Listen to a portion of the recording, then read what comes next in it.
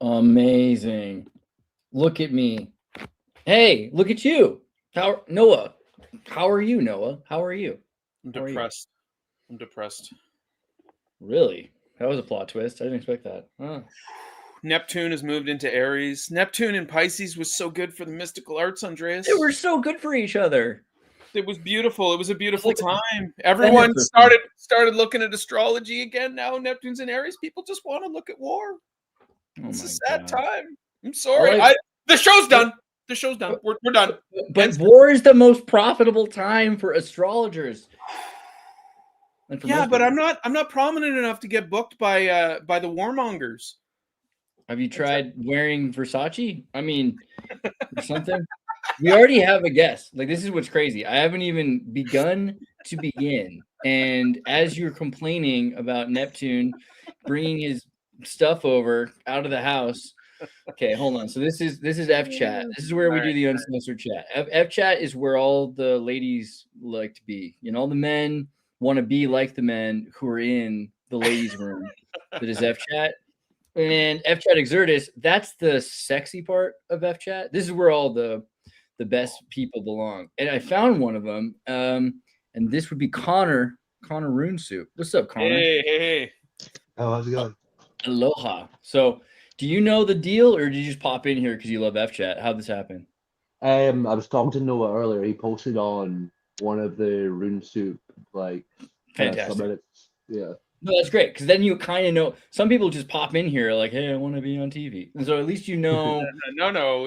Connor knows the deal. I tried to figure out how to share my my screen. Are you Oh frozen? no, Did Neptune just was it like a Plutonian like retrograde is happening on Neptune? Okay, point is it's the Saturn coming to conjunct Neptune. He's trying to freeze it. He's trying to freeze the mysticism. so we All right, will answer your questions about astrology using Canadian astrology, which is famous amongst lumberjacks across the Great White North. So I hey, don't know how this. I tried to share my screen. Can you see it, Andreas? I can see it. I haven't shared it with anyone else. Yeah, There that it should is. be Connor's chart, I think. Well, it's pitch black. Okay, so Oh, Connor's I clearly. don't know why I can't use this program for some reason. Nothing I do ever works. Oh, there. Oh, you need to There calm the we hell down, boy. Let me tell you what. Let me tell you what. I was born in a retrograde, all right? And I'm telling you, chaos is your only friend, all right? That's your chart, right, Connor? Do you know it? Oh, no, he's frozen? Oh, my Oh, goodness. here. We angered Wait, the gods. you know what? I'm gonna go ahead. Let's just do a rate my Connor. I'm gonna give him like a 9. I think he's a handsome fellow.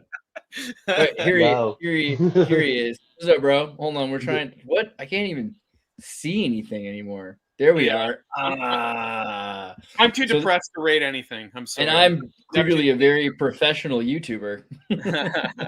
All right, so let's give it a shot. This is what we were trying to find that was behind the Zohar, the veil of darkness that was the stars. Do you ever think about how life is nothing but suffering anyway, except for little tiny moments of happiness, which are like the stars in the night sky? You know what's funny? Like in Rune Soup, we have a book club, and so I'm reading The Dispossessed by Ursula K. Le Guin, and You would that was be. exactly what I was just reading. Was like these people having this discussion about how pain is the ever present reality. Well, So it's fun. pain is different because pain is different than suffering. See, because pain Fair. is, I feel like pain at first is an existential sensation. So, like the Cenobites who work at the Cinnabon in the mall, like they're from Hellraiser, they love pain. They're having a good time because otherwise there's no pain. Casper the Friendly Ghost, his brothers, they have no pain. They can't even feel the food that they're gorging themselves on. So pain's a thing. But suffering is like when you lift like a weight, you know what I mean? And you lift this I heavy. don't know what that feels like. Look at me. Yeah, but you're a lumberjack, so you have to imagine when you pull a tree off of your brother in the redwood forest. I don't know. It's a little far from you, I guess. But you get my point. Like suffering can lead to stronger muscles, which is a good thing. But so can pain. And So can pain. What's the difference? because pain can just be like a fun, you can literally just slap yourself and enjoy it. It can just be fun. We Yeah. learned more about Andreas than we wanted to today. That's true. I'm gonna hide again. All right. So anyway, Connor's less of a pervert than me, but his star chart. Is he though? He's Scorp rising, so who knows? Oh. Venus and Scorp. He's got that Scorp tails up in the Venus. You got the nodes right on your rising, eh? That's interesting.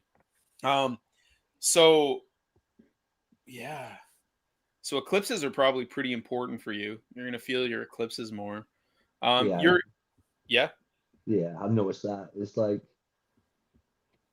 generally things you don't want to happen, so but it is what it is. If you can't understand my accent as well, I'm sorry, because I got a weird accent. What's that? Sorry, it's how hard. How dare you? I'm saying if you struggle with my accent, I'll try and clarify it, but you just need to be a little closer to your mic. It's okay. just it's not your accent at all. It's not that noticeable. Oh, are you actually really? Holy, yeah, that's true. You're Scottish, Yeah, so you're. Really, I definitely can tell you're not a Geordie. You know what I mean? Like, north of Scotland, like northeast. So a scoose kind of thing going on there. No, it's like Doric up here. I'm a bit Doric. I'm a bit country. I'm a bit rock and roll. I like it. So full disclosure, I'm a Campbell. So which is the north or south where I'm like you won't talk to me. You're gonna hate me automatically. I don't know. I am North of Scotland, but all my family's Welsh, so it's like I'm just a mixed mongrel. Double trouble. Right. Yeah. So you don't have that ingrained racism against me. Okay, that's good. That's good. I'm always scared when I meet Scottish people. I mean, Campbells are all right. What? I mean, aren't you the Scots that helped the Sinclairs in Egypt or something? Hence the name of camels. Like camels are named after the Campbells. Really? Is that a thing? Yeah, I think that's true. I mean, I think I'll have to confirm. I'll have to corroborate that, but I learned that as a young lad, so I believe it's true. That's more important.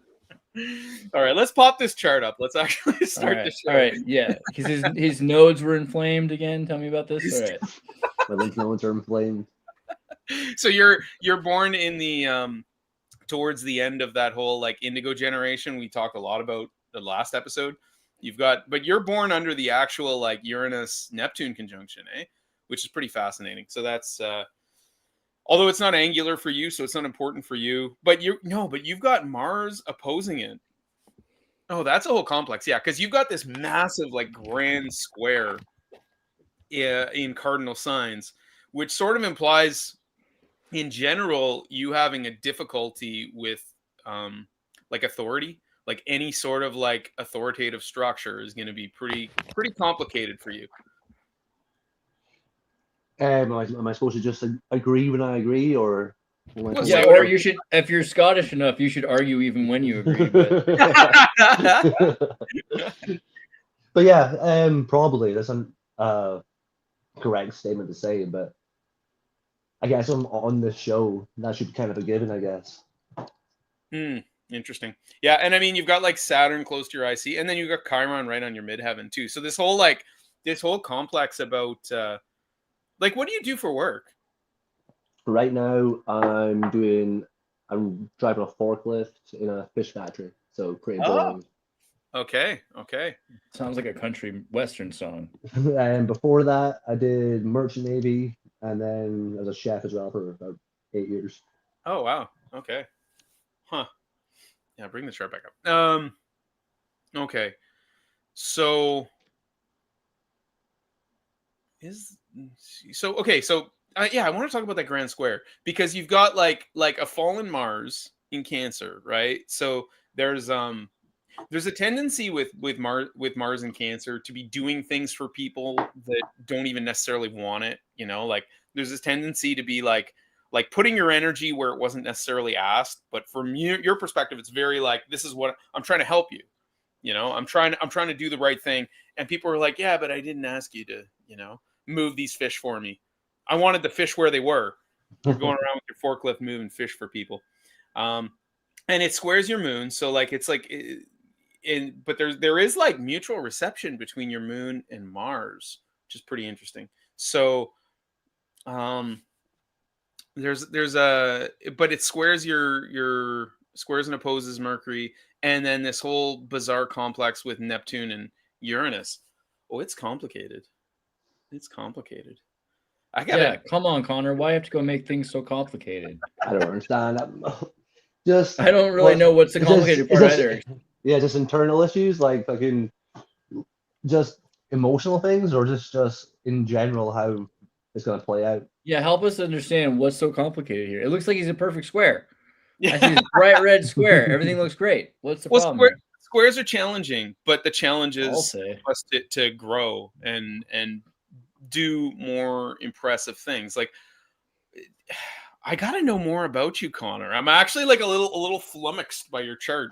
You sent it to me earlier today, and I kind of like popped it up, and I was like, okay, well, and also just the sun being in 29 degrees of Virgo, like it's ready for Libra. It's almost like you're fed up of trying to tell people the better way to do things, and so you're like, I just want peace, I just want harmony now, you know, because the sun is right at the end of a sign where like anything at the end of a sign is just like fed up. It's just like let's Yeah, be ready for the next thing. are you the kind of guy who, even when you know better or you have a strong opinion, sometimes keep it to yourself? Yeah, a lot of the time, yeah. It's like it's not worth the fight to actually prove someone wrong when you know it isn't gonna be listened to. So it's like probably just keep. See, for some people like me, that's just fun. You know what I mean? I like actually don't even believe in the things I believe in sometimes. I'm looking just to dismantle someone's ideology just to hurt them, you know, because I'm bored. So you're very different than me in that way, let's say. I would probably do that more with somebody whose opinion I do value. Whereas if it's somebody I don't, I don't see the point in getting into that conversation. So it's kind of Yeah, interesting. And but your sun also trines Neptune and Uranus, so it's actually like there's a creative ability for you to help navigate this whole grand square you have in your chart. So like, what's your creative outlet? Skating, surfing, snowboarding, photography, guitar, into tarot, that kind of shit. So you're very like in flow. You like to be in Yeah. flow. Yeah, Yeah. that's cool. A lot of people don't. Again, a lot. I mean, I would do compare and contrast, and then say a lot of people don't like to be in flow, aren't good in flow, right? And maybe you're more thinking about how to get to flow for other people, maybe to build systems or something. You're good at using and harnessing the reality around you. You're actually good in flow. You function like Yeah, you're good at athletics. You know. I don't know. I feel like it's a lot easier to not overthink things when you are in that flow state. You don't have that internal questioning. You can just get on with it, kind of thing. So it's like, Oh, see, this is the sun at 29 degrees of Virgo. You're fed up of overthinking things. You know, that's interesting. mhm. That's interesting. So you do analyze things deeply, right? Like internally, you've got like a. And probably to a fault, but it's to the point where it's like to not overanalyze, like fall into like I don't know, not manic, but this overanalyzing kind Mhm. of loop. Right. Right. Huh. Are you happy doing the job you do, or are you dreaming of something else? And yeah, I'd rather do something else. It's kind of just one of those jobs where it pays the bills until I figure out what I'm gonna do. Well, what's your dream though? What do you want to do? I honestly have no idea. Gypsy told me, a man whose name begins with a J, is gonna give me a job, so I'm kind of just waiting for that to happen. The same Gypsy also told me not to join my local Masons because they're a Black Lodge. So Ooh, interesting. yeah. Racists. I mean, and I mean Gypsy I know in the best way. Because you've got like you were born during a Venus Jupiter conjunction, which is just like the most beautiful aspect that happens once a year, right? Sometimes 3 times, but generally once a year. But it's Venus in Scorpio. It's rising, so it's profoundly important in your chart, and it's also with it's also with Rahu. like this complex, man, your chart's so interesting. I kind of wish I'd studied it before we came on, because I'm still, there's so much going on. So there's like this potential for you to be extremely creative, extremely like artistic with that. But in Scorpio, it's like almost like you're best, like you play guitar. Do you write songs? It's one of those things I need to spend more time on, because it's like between work, like, and kids, and spend time with my wife, it's like Oh, finding time for that. So it's like, and also other hobbies. So so you have kids? yeah, 2 kids. Okay, all right, yeah. That's a different time of life. That's young, right? Given your age, Hmm. obviously. Yeah. So I mean, it's not the time to have the dream job or be that creative necessarily. It's about raising the kids. Yeah, but All right. still at the same time, I'd obviously rather do something I enjoy. It's just Yeah. I don't really know what's gonna happen. I'm not trying to plan too far ahead. Yeah. Like how old are your children? 4 and 8. 4 and 8. Okay. Yeah. Because I mean, it's kind of a phase in your life where you should be building to something new. You know, like you've Yeah. got Saturn's about to move back into Aries, so it's low in your chart, but it's moving up. And Jupiter is coming close to your midheaven. So 4 and 8, Jupiter in 2 years is going to be on your midheaven, right? So 2 years, then you got 6 and 10. I mean, it's a time to be thinking about what it is you would like to do once you get the free time. You know, it's like a time to like figure it out. Yeah. You know, that's where you're at. With like you're a member of Rune Soup, so do you want to talk about what brought you into that community and why, or what your practice is, if you care to talk about it at all? As far as like practice goes, like I haven't delved like probably as deep as other RuneSuit members. The most I've got from it is like kind of just like starting an initial kind of practice and then journey and trying to like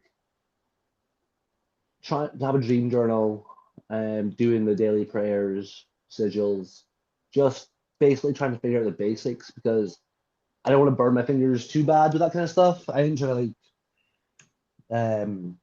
shake things up too much when I'm already kind of enjoying life to like a reasonable degree anyway. Oh yeah, okay. I love that you said you're enjoying life. That's nice Yeah. to hear.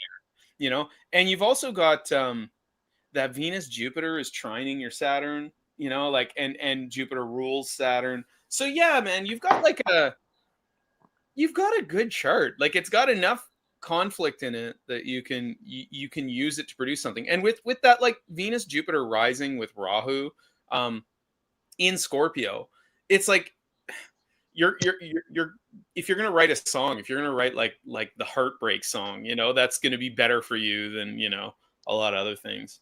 But it's okay. Yeah, I'm seeing it more clearly now talking to you. That's pretty fascinating. You've got a very interesting chart. I'm gonna like definitely be messaging you in Rune Soup once I can like sit down and think about it and run some transits. What's the most wild thing that's ever happened to you in your life? Most wild things ever happened to me. Yeah. I have died multiple times, almost died a couple times, and then Ooh. probably just like I'd also had like tons of weird synchronistic things happen, lived in a haunted house, UFO experiences. Wow. Do you have anything dated? Like one of your near death experiences? I was born premature, so I did die multiple times, and then Oh, wow. Okay. um Slow down 1 yeah. second. So you almost died when you were born. Okay. So this is Yeah. your natal chart. This is the moment you were born. Okay. So it's ruled by Mars in Cancer, fallen, like one of the most difficult Marses, with Neptune and Uranus opposing it. So like the description, and also, so you've got Jupiter, Venus rising, right? So there's like this moment of like, no, wait. Also, Pluto's about to rise. Okay, so Pluto, literally the Lord of Death, is on the horizon when you're being born. Okay, but you also have Jupiter and Venus saving your life. Like it's incredible. You know, like now that I hear this is like, oh wow. So there's this tale here in your chart that's informed your entire life, and you know, Chiron on the midheaven. Like, oh my God, Did you have like lingering health issues from this like really traumatic birth? I had like 2 collapsed lungs and a hole in my heart. So Wow. still smoking and staying Wow. healthy now. There you go. And then yeah, so like the heart is the sun, right? And like I said, you've got this like tired sun right at the end of Virgo, right? You know, like man, that's wild. That's wild. And also, you know, your sun is at least by sign opposed Saturn and conjunct Chiron. Wow, that's so intense. That's so intense. Um, yeah, damn, man, that's crazy. Do you You have, know, sorry, on you go, Noah. yeah, do you have any questions about like your chart or where you're going in life? I don't really know what to ask. I never had to like be put on a spot asking somebody like basic like full on life planning advice. But I don't know, is there anything you can tell that be coming up, or is it not really quite that simple? Well, let me just think for a second. Um,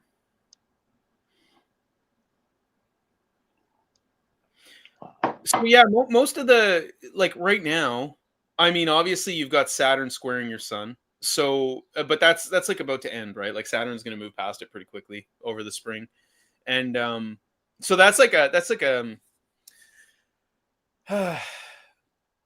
it's like a block to what you're trying to do in life. Like anything you're trying to move forward is going to be like ground to a halt when Saturn's squaring your sun. So again, like I'm saying, like it's not a. Can you show Connor again, Andreas? Fine. You're beautiful. Come on. I can rate him now. I'm getting over the whole Neptune and Aries. I can rate him. I was about to say, like, because Neptune's in Aries, you kind of know what's up. Like right now, he should be in like decent flow state while other people are disoriented. Like when other people are having an intellectual fever dream and feeling emotionally unstable, you should actually be pretty good in this, right? Like I ain't no expert here, but I don't really know. I haven't noticed any change with what's happened lately. It's more just trying to move past the like internal overthinking stuff. Because like the flow states, they're like I feel like they are easier to like step into when you've got more regular meditation process. And but what about last year? Did you have any time last year that was a little harder than right now? yeah, I like ton. Well, not shit I want to go into, but I had a ton of bad shit happen last year. So it was just Like when? How about that? Can you tell us when things were? yeah, like summer through Mhm. autumn was just like multiple things just happening at once where it was like, Right. yeah, this is like fucked, but But right now it's not so. Right now not it's actually, yeah, you're actually able to yeah, handle what's going on right now. yeah. Yeah. Sorry, I'm just So popping something up. Yeah, I said square, but I actually meant opposed. So you've had Saturn and Neptune opposing your sun for, you know, the past year basically, Is that off and Donnie on. Darko on your shirt? yeah, it's embroidered on this side and it's got like a big back patch on the back as well. That's sweet. The audience approves. Cheers. I had it for like I waited like 6 months for it to arrive and then I fucking spilled bleach on it like as soon as I got That's super punk rock. it. When I was younger, fucking this is like one of my like stupid vivid memories that comes back to me. I used to have to like clean my parents' like bar restaurant before going to school, and I remember walking to school or having a cigarette afterwards, and just like the taste of bleach soaking into the cigarettes was like a disgusting poor memory. Well, you do have your Scorpio rising with Jupiter, Venus, Rahu, and Pluto, and Scorpio is the sign that rules poison. So there you go. Yeah. It's in your nature. What was your question again? I don't even remember what you were asking me. Just if there was like any general advice for just dealing with things that be coming up in the near future, because other than Right. that, I don't know. Like, I don't want to like derail your guys' whole show. It's just been good to speak to you guys because I've been a big fan of your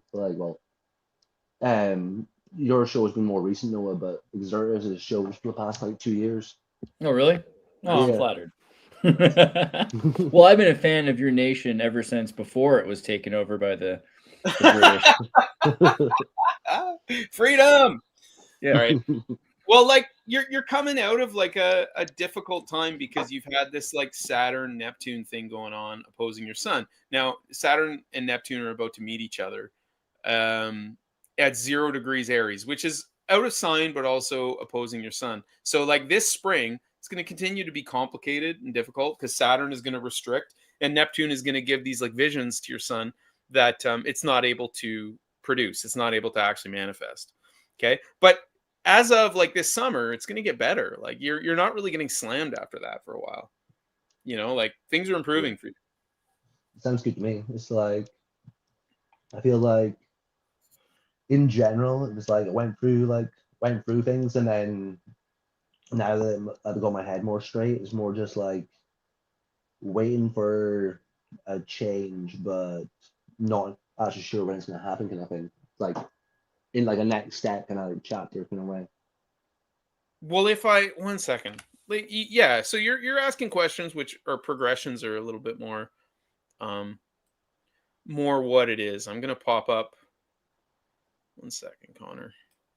Talk amongst yourselves. I need a minute here. Are you back in America, Xirtus? No.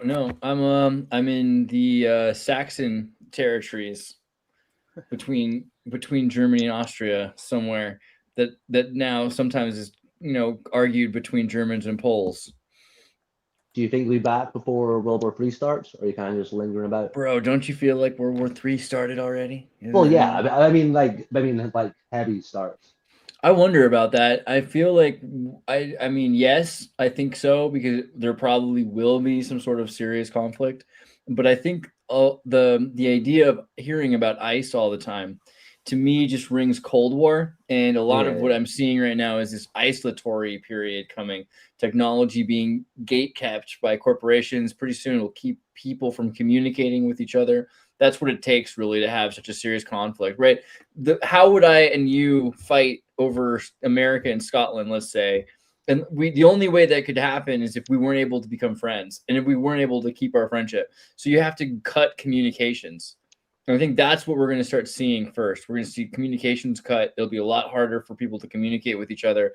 And then you'll be able to dehumanize me. And that's the only way, right? If you can dehumanize, then you can kill your neighbor. I think that's what war takes these days. Yep. Do you think there'll be a full internet blackout or not quite that? I mean, I think that what's already happened, like the internet today is already so much less than it was when we were kids. Like the internet used to be even more convenient, not less convenient to communicate with people. So I can only imagine that it's an incremental thing. I've been watching WhatsApp change, right? And it used to be before Facebook bought WhatsApp, it was this free speech platform. But over a period by purchasing it, every iteration and revision, they're making it more and more, or let's say less and less a free speech platform, or less and less secure, easier and easier for them to record who's using it for what. I think the internet's like that. The next generation, kids born during COVID, let's say, they're not going to know internet the way we knew internet. This idea that you could communicate with random people all over the world, that you could find random people, they're going to make it harder and harder. It was already harder with Facebook than it was with MySpace. And I think it's going to get harder still in the future for people to find each other. And the next generation, they just won't know, they won't know each other. And anyone who does, you and me being able to talk about the way the world really is, because they won't have seen the real world, they'll think we're crazy. Like, no, there's no way that those people are decent people. They're animals. I think that's coming, like in a strong, I mean, but yeah, when you just being in Europe right now, seeing what they're doing with the Ukraine and with Russia, particularly, there are all sorts of treaties that exist in order to keep, ever since World War II, a war from happening, and they're pushing against Russia so hard. that pretty soon places like Austria, which were supposed to be the neutral ground where Russians and Americans could meet and converse, they're going. I mean, even Yeah. Austria is looking at. I mean, drafting their citizens to fight on one side, on the Western NATO side, against the Russians. So as soon as that happens, as soon as they start taking things, and Switzerland too, Switzerland's always supposed to be this neutral thing. They're not being very neutral against Russia. So we're at a really terrifying precipice for sure. And, you know, I don't think it's a coincidence that they waited until you had a king, but I do think they are waiting until they have a real one. You know, I think it's going to be Charles Kidd. That's going to be Yeah.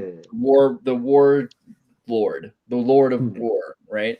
That's kind of my opinion, but Like we say neutral, is it ever really been neutral, or was that more just like so the last facades he had? legally speaking, Austria, since Hitler was from there, like they kind of like divided it up, and there was Italian and everything else, right? Because of the fascists. Well, they put the Russians had 1/4 of it, and the French and the Americans had another third and a third, and there was a small chunk there that was also controlled by I think the British, right? So there was a point where Austria was carved up by the powers that be, and it was always in the sense neutral, that the West and the East could meet there. And so there, if you were to attack each other, then you'd be in trouble. So it was a safe space. If you think of it like literally a free speech safe space where secret agents could exchange dossiers between the West and the East.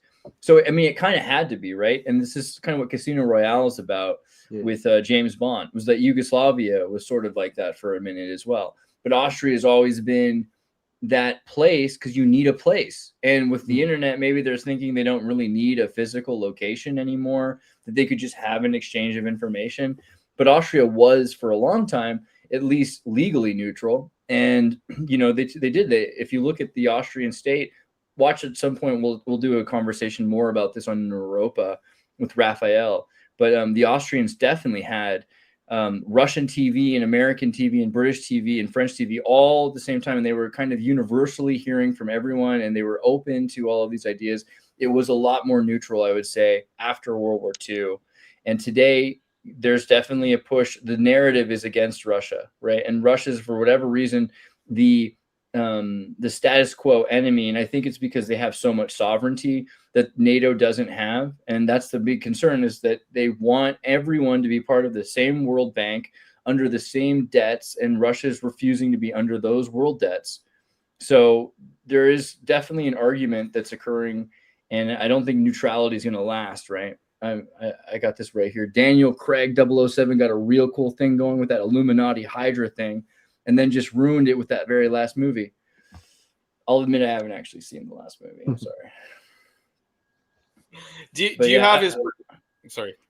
I was gonna ask, last thing was, like, we actually had a conversation about astrology regarding World War III at some point, and I forget what Noah discovered, but I basically remember you saying it wasn't that 2026 was this inevitable world war, right? Isn't that right? You were saying that you kind of see Noah a longer, prolonged period before the, because I think Saturn in Aries is going to restrain the impetus towards a world war, and I'm not totally sure we get full world war, because like you pointed out, which is key, is like now that we have the internet and we can translate languages, we can see the other humanity and we can see the other side of the story. That is so key, because in the past you had to segregate people in order to have war. They have to be demonized, and you can't understand what they're saying.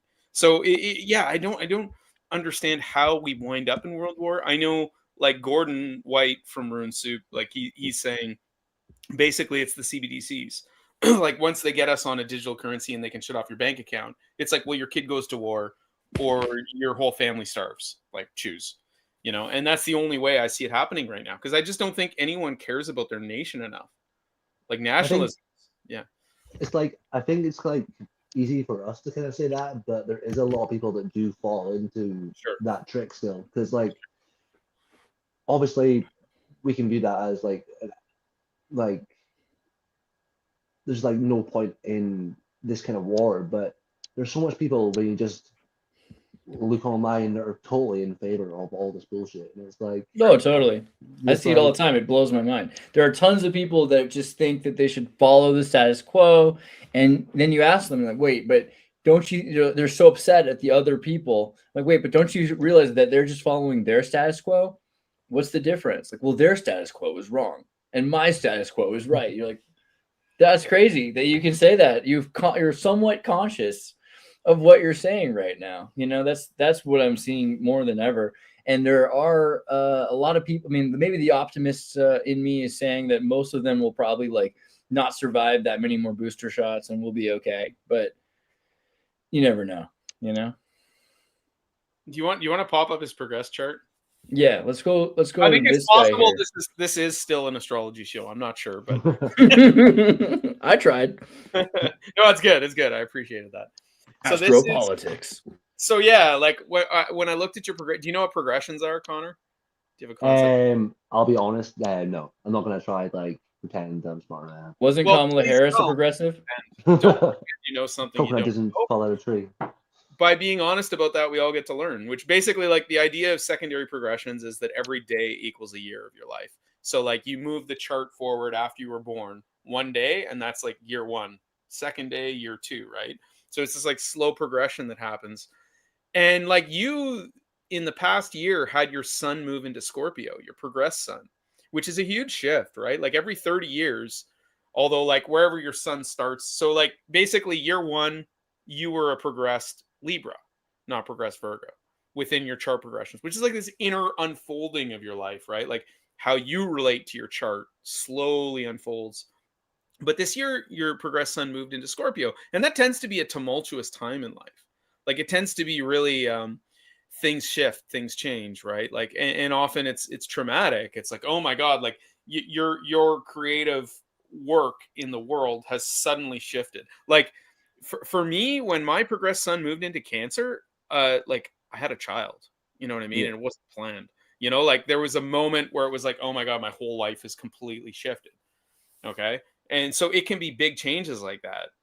So for you, I mean, you've lived your whole life progressed Libra. So that energy of like trying to find the balance, trying to look at both sides of things has always been a part of you, how you're experiencing the outer world. Well, now it's becoming more Scorpio, more singular, more obsessed, more these are the people in my life. This is what I'm doing. And it's going to become more focused, right? Now, of course, the danger with Scorpio is always to not allow the poison to take over when people don't live up to your expectations. That's the challenge. You're going to live for 30 years now. And like your progressed sun is going to hit all your stuff. Like, I'm just going to go back to your natal chart for a second. 1 second. Let me get your natal chart up here. Okay. So in 9 years, your progressed sun is going to hit Venus, and then in 12 years, it's going to hit your Jupiter, and then your ascendant. This is a decade in the future, but these are going to be huge moments. Progressed sun conjunct natal Venus is a moment of really finding your profound passion and connecting your heart with what you're doing. So you're saying like, oh, I want to do something else. Like it might not happen for 10 years. You might get your big inspiration 10 years from now, which is when your children are grown up and don't need you as much. So it kind of aligns with that. It kind of aligns perfectly. I mean, if you're making enough money to pay the bills, then you're doing the right thing right now. There's nothing. I don't know. I just hope you feel satisfied with it. You're satisfied with your family. Yeah.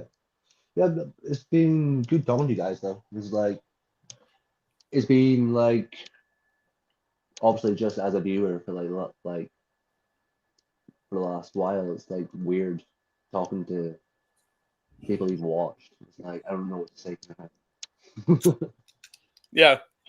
Yeah. Listen, like man, when you have kids, that's the best time in your life. So long as you're there with them and you're enjoying that, and that's the creative time, man. They're still like, so what? Your youngest is how old? 6, you said? No, I'm 4. 4 and 8. 4. Oh man, that's the golden zone. They're still half in the spirit realm. They're just coming into reality. So everything that's imaginative, they're living it. They're experiencing it. It's the best time. it's the best thing in life to be around a child who, you know, you can throw something at them and they're experiencing it. You know, it's magic. It's pure magic. I don't think there's a deeper magic. So, you know, congrats, man. It's awesome. But no, it was good talking to you guys. Do I just exit out of the StreamYard so you guys can continue? Yeah, I'll pop you out whenever you're ready. But dude, it's been a pleasure, and like, let's definitely get you back sometime to talk about where things are going in your life. And yeah, we could definitely talk more about particularly Anglo politics from the perspective of a Caledonian Welshman. I mean, I'm sure that's what people need to hear. But no, it's cool talking to you guys, and I look forward to it again. Have a good night. Well, before you jump out, you're from Rune Soup. Do you want to like maybe tell them where they can find anything from you or anything? Oh well, I'm not really like associated with Room Soup. I'm just a member on that, and that's how I initially talked to Noah. So I just kind of put that in the name just so Noah realized it was me. I don't want to like try and pretend. I'm like, no, for sure. I don't want to try and pretend that's Jordan's thing. I just like follow his podcast and this group. We are speaking to Phil Collins people, but then again, aren't we all? Okay. Is there anything that you want to help people find your way to, or are you just good? I don't really have any like presence online. I'm just like living my life in freaking flow state. What a general geezer. All right, Andreas, 10 years from now, we'll do a time machine. We'll insert the link for your great creative mission 10 years from now. Right. That's how it goes. We'll come back and edit the video, and we'll promote you. Beautiful. But no, cool. See you guys. Dude, thank you for being here. We'll see you next time. Sweet. Well, the audience agrees that Rune Soup is a great channel. They love it. That's awesome. And yeah, Connor's a cool guy. I appreciate him very much. That was pretty good. That was awesome. So anybody who's in the audience right now, if you just want to go to the F chat, let me go back and send you the link to make it easier. You can go to F chat right here. It's free. You don't have to have an account. It's just like, it's in your browser. Just go click on that link, fchat.net/@Xirtus. And once you're in the @Xirtus F chat, click on the StreamYard link. This is what it will look like. I'm having a problem here. Here we go. This is what it will look like in the F chat. There's a little button there. You click on that and you can join the stream right now, and we will answer some of your questions about your star chart. So it could be anything you want. Yeah, and like Astro-Seek is our preference if you're gonna pop your chart in and share it. Yeah. Sweet.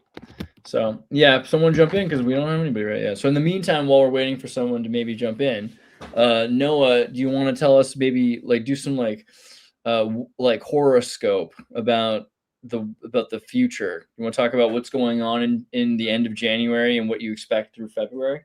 Well, we just got through Mars conjunct Pluto, which wasn't quite as catastrophic as maybe some would think. I don't know. I'm not. Yeah, explain what this means to your average, persnickety. Here, I'll share. Good. I'll share. Give me 1 second here. Sure. All right. Stop screen. Share screen. I figured it out. It's still clunky, but I figured it out. I know how to do it now. There we are, right there. Allow. Here you go. Here, this is like the chart of today. You see that?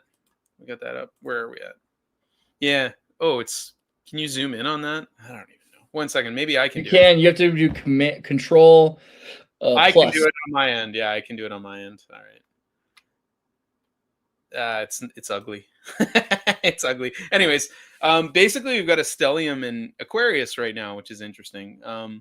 So Mars meeting Pluto at the beginning of Aquarius, and you've got the Sun, Venus, Mercury. Mars, Venus, Mercury all conjuncted the Sun in Capricorn, setting up this whole new cycle. Mars is a 2-year cycle. Venus is like an 8-month cycle. Well, synodically, whatever. But heliocentrically, it's an 8-month cycle, but synodically, it's about a 1.5-year cycle. And Mercury, of course, every 3 months we get a retrograde every 4 months. So we just have all these new systems set up in the sign that wants to use things and the sign that wants to create structures that help the hierarchy. You know what I mean? Capricorn wants to create a structure that's going to last forever. And then Saturn in Aquarius, Saturn ruled Aquarius, is interested in, well, what works and what doesn't work. You know, what is actually not helping everybody.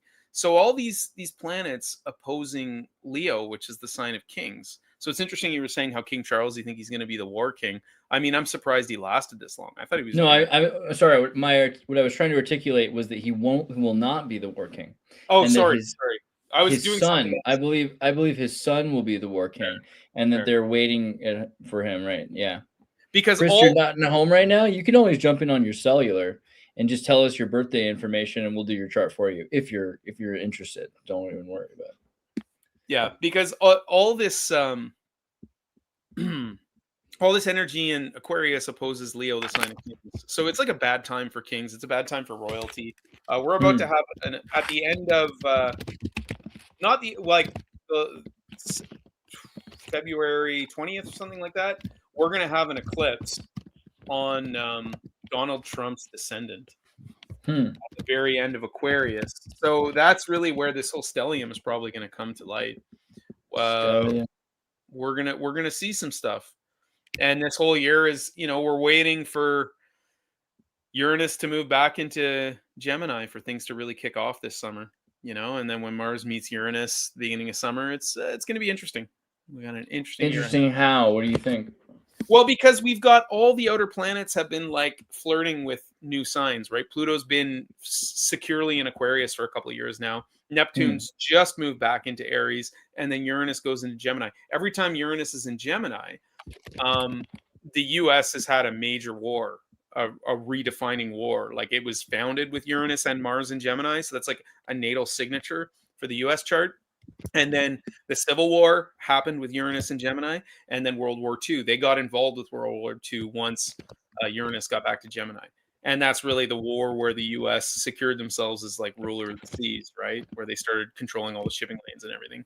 So it's back. So, and we're on the precipice of like a civil war right now, which is pretty wild. And I believe during the Civil War, Neptune was also in Aries. So like, there's a lot of signatures that are, that are coming back. So I mean, how long does Neptune stay in Aries when this happens, or like 12 years? 12 years. Wow. Okay, so this is.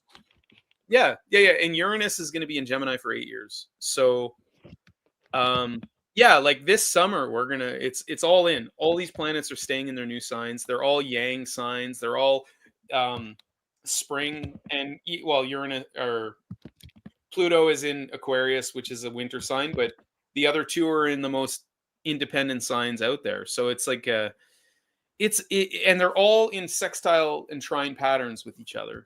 And this summer, Jupiter is going to move into Leo, so it's also going to start hitting all that. You're getting trines from all the outer planets, and it's a new world. And obviously the AI is a huge deal for Pluto and Aquarius, and Uranus and Gemini is going to trine Pluto, and that's just it's going to kick off in a whole other realm that we haven't even imagined yet. Yeah, this year. I know you just said like we haven't imagined yet, but like in what way? You know, again, like when it kicks off, you don't mean like a violent thing necessarily? Yeah, the alignment doesn't have to be violent, despite there's a lot of stuff happening in Aries towards the end of this spring. There's like retrogrades happening in Aries and stuff, so that's like a trigger point. But the Uranus Pluto issue. So Pluto in Aquarius, a lot of it too is going to be controls the internet, which we're already seeing. You know, which seems to have lightened up actually since Pluto got into Aquarius. But what Pluto's you're really saying is John the Revelator will return, and we will get a message about the lost 116 pages of the Book of Mormon. Specifically, I don't even know who John the Revelator is, so I can't even. Oh man, he wrote Revelation. Kumora is here right now. Oh, I see what you're saying, John the Okay, I gotcha. Hey, Kumora, can you hear us? I see you in the background there. Hello, Kumora. Good morning, Kumora. Are you there? You're muted, so I don't know if you're trying to talk, but we can't hear you yet. But we'll just put him right in the middle, and we'll just stare at you. You gotta click the mic. Click the mic icon. Mic it up, Kumora. Kumora. Technical difficulties on Kimura's end. Indeed. I don't know. Indeed. What do we do with this? The F chat thing is really awesome. I agree. F chat is really nice. I like the whole thing.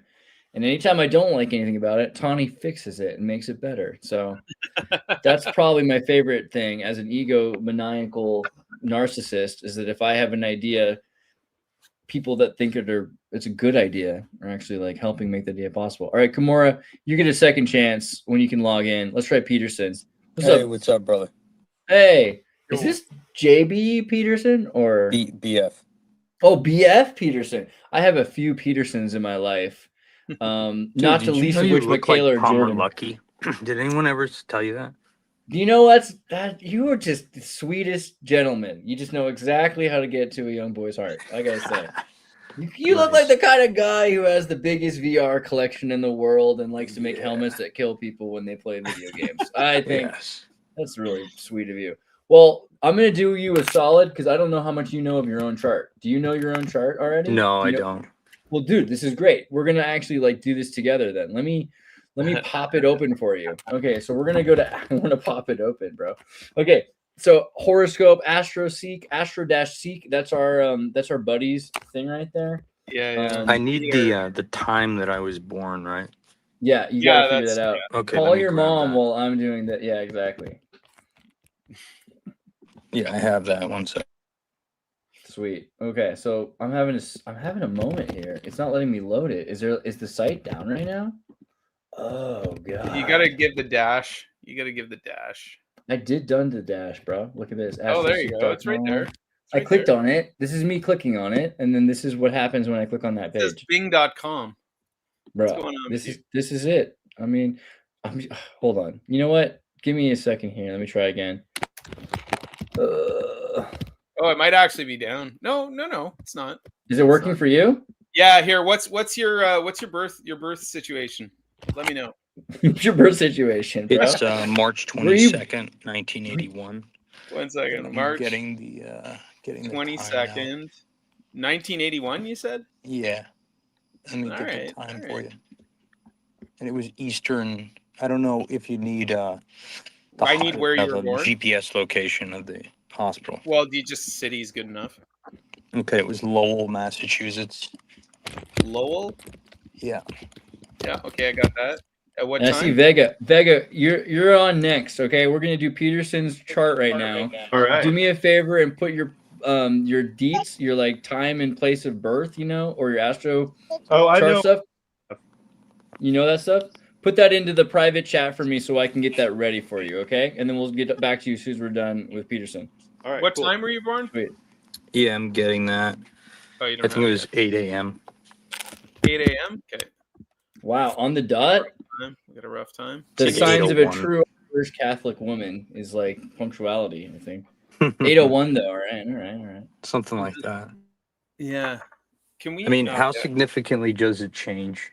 Like, is it? It's Does. birth time and place is half the chart at least. Yeah, I mean, Because so like I'm born 2 minutes out of Aquarius into Pisces, and so he is for a- years, Yeah. I was reading the wrong chart, and I thought astrology was complete bullshit. Apparently, it's only half bullshit because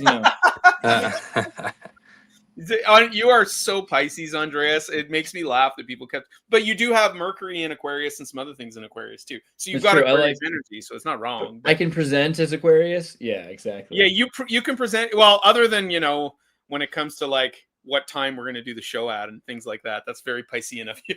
Trans zodiac. But that's not even it. Like, yeah, so some things can change sign based on a few minutes, but it's the houses, right? And the houses are, if you look at this chart, so you've got these thick black lines. You see what I'm talking about? Yeah, Peterson? yeah, I see him. Yeah. So the one on the left is your ascendant. That's your rising sign. Okay. And about every 4 minutes, although it changes based on signs, based on the warp between the ecliptic and the celestial equator. So some signs like Pisces rises way faster than Virgo, blah, blah, blah.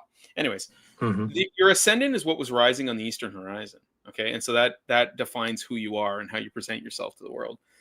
And then every 2 hours of space-time after that is a house. And the houses are like very specific descriptions of your life, of the people in your life, of your job, of like everything. Like every worldly thing is described by the houses, which so you see these lines going through the chart on the inside. So you've got those thick black lines. Yeah. Those are the angles. Okay. So it's like the one on the left is the eastern horizon. The one on the right is the western horizon. The one up top of the chart is the midheaven. That's where things were culminating that day. Like that would be the sun at true noon. Okay. Not necessarily noon, but wherever you are in the world, that's true noon. That's where the sun gets as high as it will that day. And then what's beneath it is the IC. And so then you divide each of those up into 3 quadrants, and they are describe certain things in life. And so if you don't have a birth time, all that information is gone. You have the planets and the signs and the aspects between the planets, which is powerful. It's potent. These are layers of consciousness within you, but you can't get that really granular detail about like what someone's life actually is. So you were born right after the spring equinox. 0 degrees Aries is potent, profound, and 1 is still pretty profound, man, because Aries is all about starting things. It's new energy. It's Mars ruled. It's fire. It's cardinal. And most people believe it's the beginning of the zodiac. Okay. Like it's like, this is, and you have Mars there too. Okay. And the sun is moving to conjunct Mars. So, Mars, I mean, the sun, okay, so the sun is exalted in Aries. Mars is dignified. It rules Aries. This is a very powerful alignment. Now, thankfully for you, Venus is still in Pisces. Venus in Pisces is exalted. You have all this energy that's like as powerful as it gets, okay? So, and it's all opposed. Oh, this is getting more and more interesting because you're 81. So you were part of the first generation in about 600 years to be born under Jupiter, Saturn conjunct in an air sign, because it will conjunct in a certain triplicity for 200 years at a time. Okay. So this is my generation, you and me, 81. Okay. Nice. My digigeneration. So this was the first one. And then there was another, like, cause it kind of like wiggles back and forth at the edges. So now since 2020, we're firmly in the age of air because there was one conjunction in, Taurus, I think. So now we're back to, oh no, was it? Doesn't matter. Anyways, so that's opposing your Sun, Mars, and Venus widely. Okay. So this whole thing, this is a brand new era. And this brought in, you know, the internet, computers, this whole thing. The age of air is about ideas, about communication, about connecting. It's about connecting with other people. And this age of air that we're in now, which is going to be a 200-year phase, is, you know, we got connected on the internet. That happened. And it's opposing your Sun and your Mars and your Venus. So what I'm curious about is do you feel stymied by the technological communication age we live in?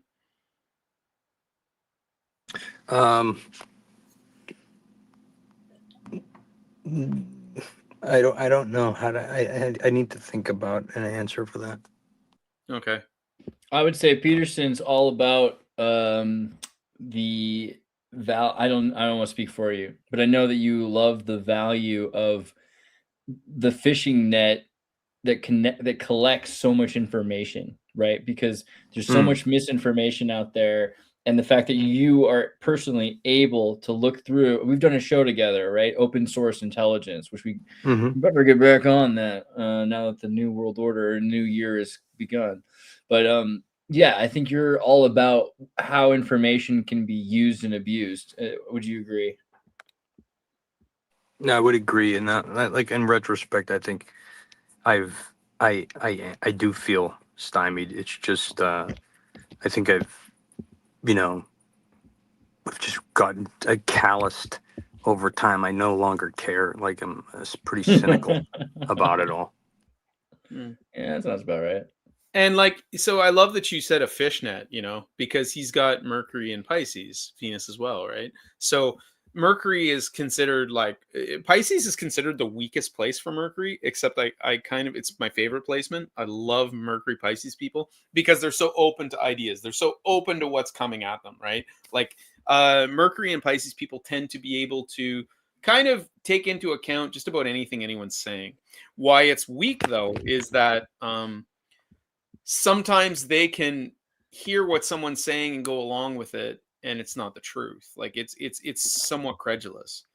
So it's interesting, Andreas, that you're bringing up that he's very interested in like finding the truth behind things and sorting through disinformation, because Mercury and Pisces is susceptible to it. But you're obviously aware of it enough that you're working to change it. Cool. And then you've got Mercury had just squared Uranus, although it's out of sign, so that creates more complications and confusions. Uranus, but it can be very brilliant too, right? Like it can be an aspect of brilliance.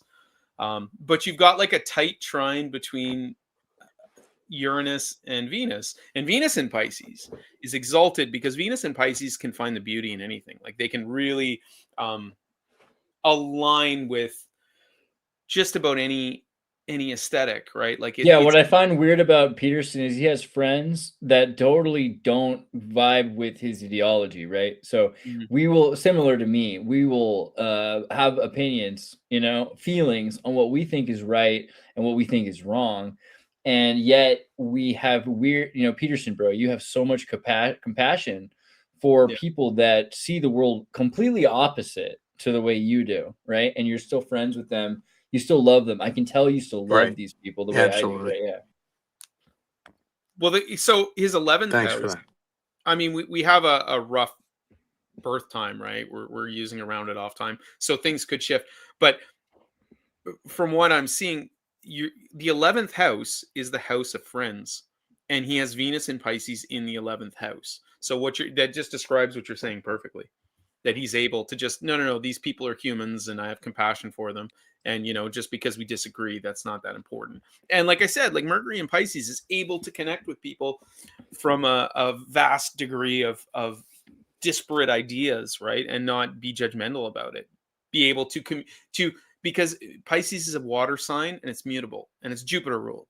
Okay, so because it's Jupiter ruled, it's gonna be optimistic, and it's going to give people the benefit of the doubt as much as possible. And because it's water, it's feeling, and because it's mutable, it's able to change. So that just describes you perfectly. But then you've got Aries, Mars, you've got Sun, Mars, Aries, so you're able to go out and do the thing, but it's opposed by Saturn and Jupiter, right? So Saturn is exalted in Libra. Like you have a ton of dignity in your chart. The only thing that's really via dignity afflicted is your Mercury in Pisces. And if this what frustrates me about the rough time for you is that the midheaven and the IC are right at the beginning of a sign. So what do you do for a job? What's your job?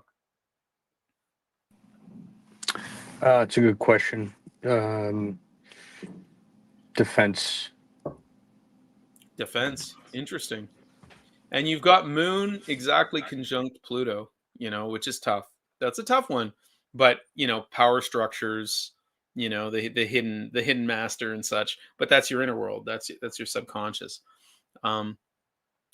But either way, I guess, even if you were born, 10 minutes earlier or whatever, you're still Saturn ruled for your career.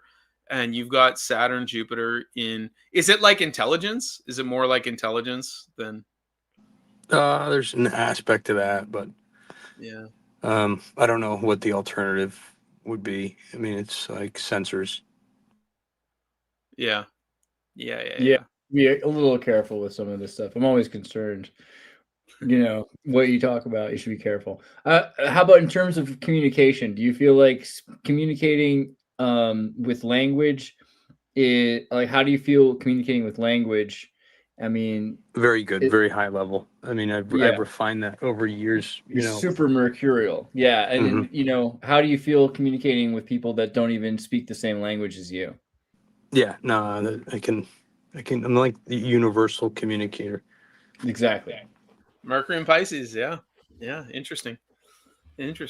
But you've got it. But I mean, to be part of the military, I mean, Mars in Aries is, of course, what you would want. Like that's the dignified Mars. That's the powerful Mars.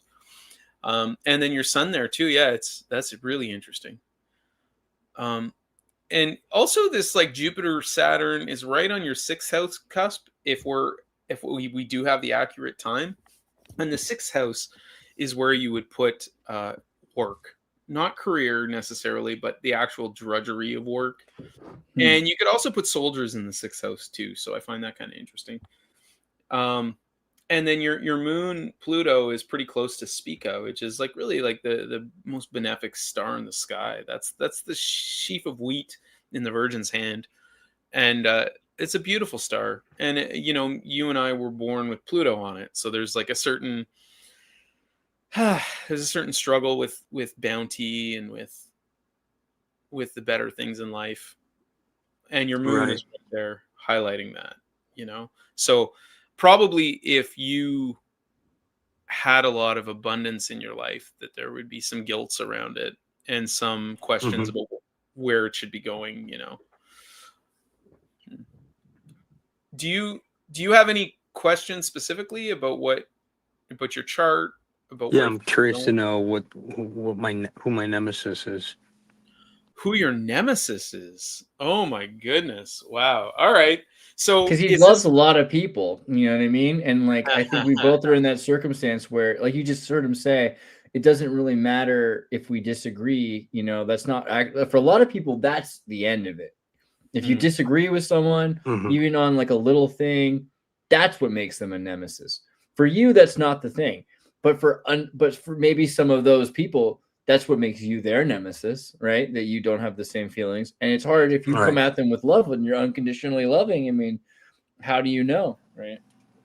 Yeah, I'm just curious to know, like, if someone were diametrically opposed here, where everything was flipped. I mean, is that the definition? No. Well, opposites attract often, actually. Yes, exactly. So are you talking about like someone is your nemesis, or who is working against you from the shadows? Yeah, no, it's just like a general question. I don't know specifically. Okay, so we'll speak to it a little bit more generally then. So this is interesting because the 7th house, which is the western horizon, so we're talking about the eastern horizon, you had probably Taurus rising, I would imagine, from where it is. So you have Scorpio setting, and the setting sign defines your partner. It defines your spouse. It defines people that you're in a partner. It could define a business partner. Fascinatingly enough, it can also define your enemy. So it literally is what's opposed to your rising sign, which really represents you in your chart.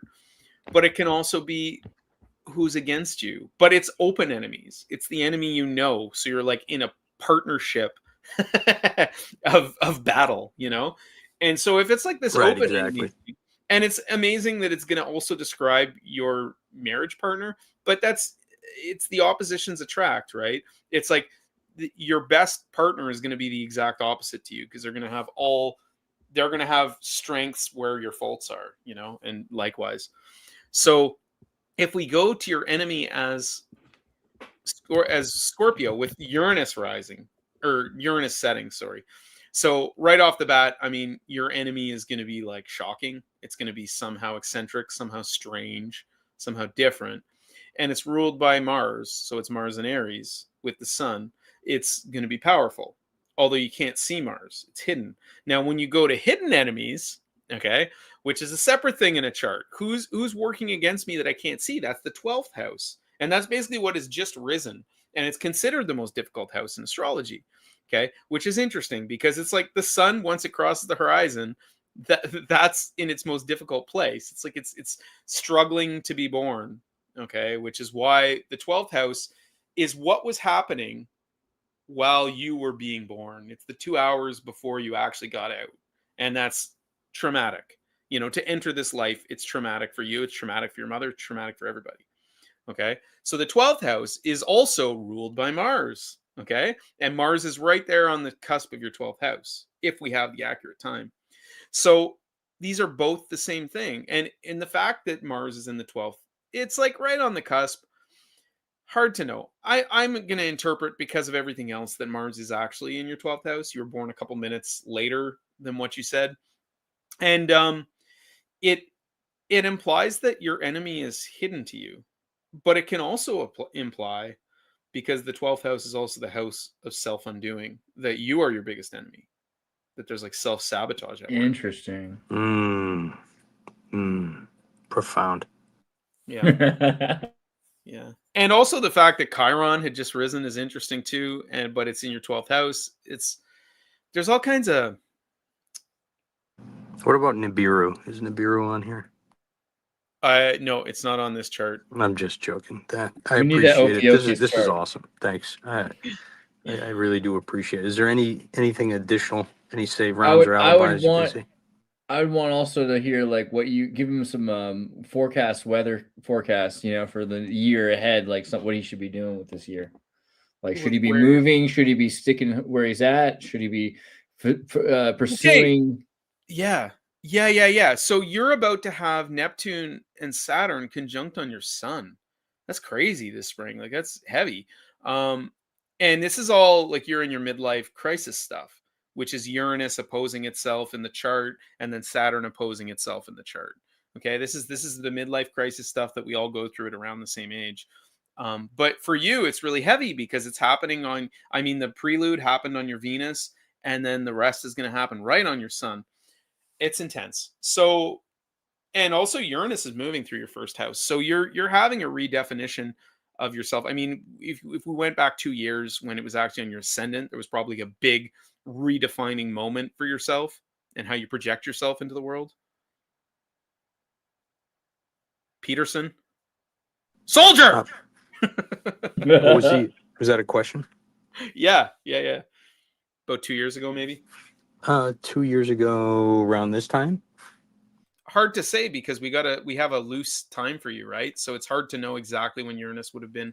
But like 2024, say 2024. 2024. No, not a lot. Nothing that jumps out that I can think of. Interesting. I mean, at any rate, the midlife thing is the Saturn opposition makes you feel. It's really like the depression about what you've done so far and what you haven't done, and the life that you're not living. Right? Like it's a checkup on the structure and what you've built. And then the Uranus opposition is the thing, like you need to change that eccentric lightning bolt that causes the middle-aged man to get to divorce his wife, get the Corvette, and date a teenager. Like that's that Uranus opposition. But it can of course happen in different ways, but that's just the stereotypical manifestation of it.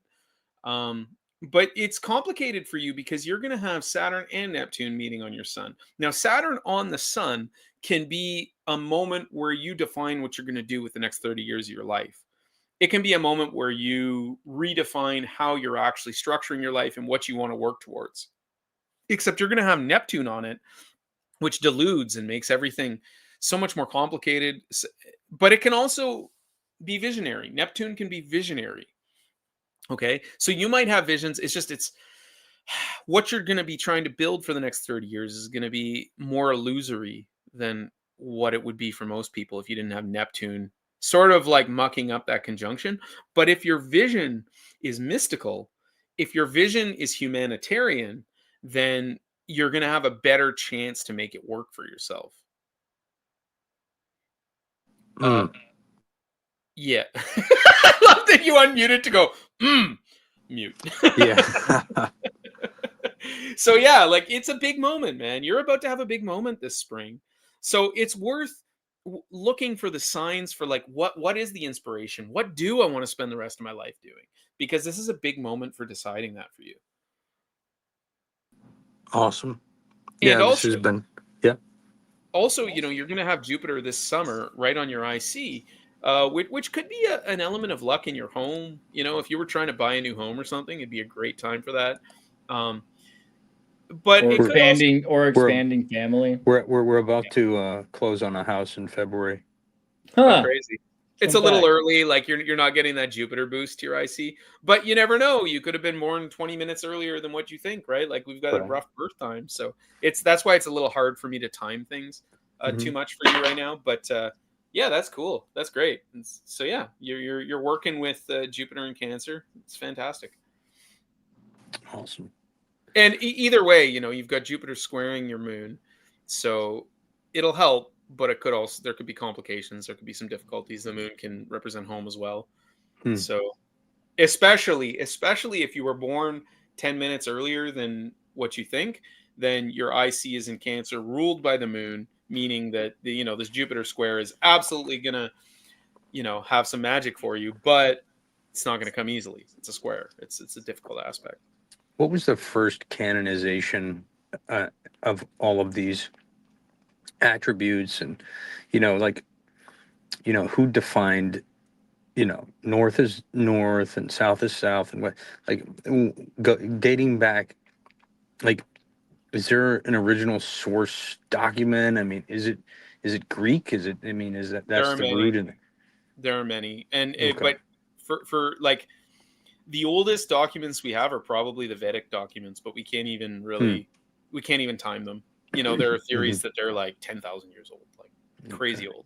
It's hard to know, but a lot of it's all lived experience. Like if you're talking about the angles, watch the sunrise and feel that energy. That energy is like a new day. It's invigorating, and it's even like if you've been up all night, you still get that energy of like, oh, it's a new day. Now you get the second wind.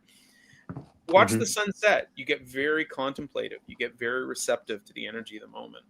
Now, so you see how the rising sign, the eastern horizon, is projective energy. It's like put your energy out into the world. The setting sign is taking the energy back in. It's feeling the energy from outside, which could be positive or negative. Like we were saying, it could be your spouse or it could be your enemy, right? Now, the sun at true noon, that's the height of activity. That's the height of the day. That's as powerful as the sun's going to get that day. Right at true noon, that's why it's career and status. That's where the king is, right? Sun at true noon. And then when the sun's at midnight, that's your home. That's your private. That's your most secretive part of your chart, is the fourth house, where the sun is at true midnight. Like most of astrology is this felt experience. The two benefics, Venus and Jupiter, are beautiful and bright, and then the two malefics are darker colors. They're more obscured. It just about everything in astrology is just what it looks like. What date is most auspicious? Is there one? Like every year? Like in all of time. I don't know, man. That's the wildest question I've December ever been 31st, 1969, of course. What happened December 31st, 1969? Well, that's like the beginning of the Unix time code. Pull up the chart. Pull up the chart of the Unix. Let's see if Andreas is correct. Okay, hold on. Let's see here. How do I even begin this here? Unix time code, January 1st, 1970. So let's go to AstroSeek, and we'll go to what is it? Unix is in the operating system, right? Yeah, all the real computer programmers were occultists, obviously. Look at that. Look at that. January 1st, 1970 is the date that this AstroSeek runs off of. That is crazy. It's missing coordinates. So let's what do we do? Greenwich? Well, I don't know where. Where was it founded? Like, well, Greenwich means time. Greenwich. Yeah, right. So let's see what we got going on. It's pretty cool that it was the moon conjuncted Uranus that day, which was like new ideas. That's great. And then you've got a sun. Venus is close enough. Mercury's in Capricorn. It's like, oh, it works. It's in Capricorn. It works, unlike some other operating systems. True. Windows, looking at you, Windows. Yeah. I swear to God, I think they're destroying Windows because of Bill Gates' relationship to Jeffrey Epstein. That's the only explanation I have. That could be a humiliation ritual. I think it is. Yeah. Well, is there anything else you want to answer, Pete? No, this is great. Thanks so much. I appreciate it. Andreas, you're the best. Wait. Before you go, what was the wildest thing that ever happened in your life? Great question. Like, can I think on that? And then, because there was probably like a top three.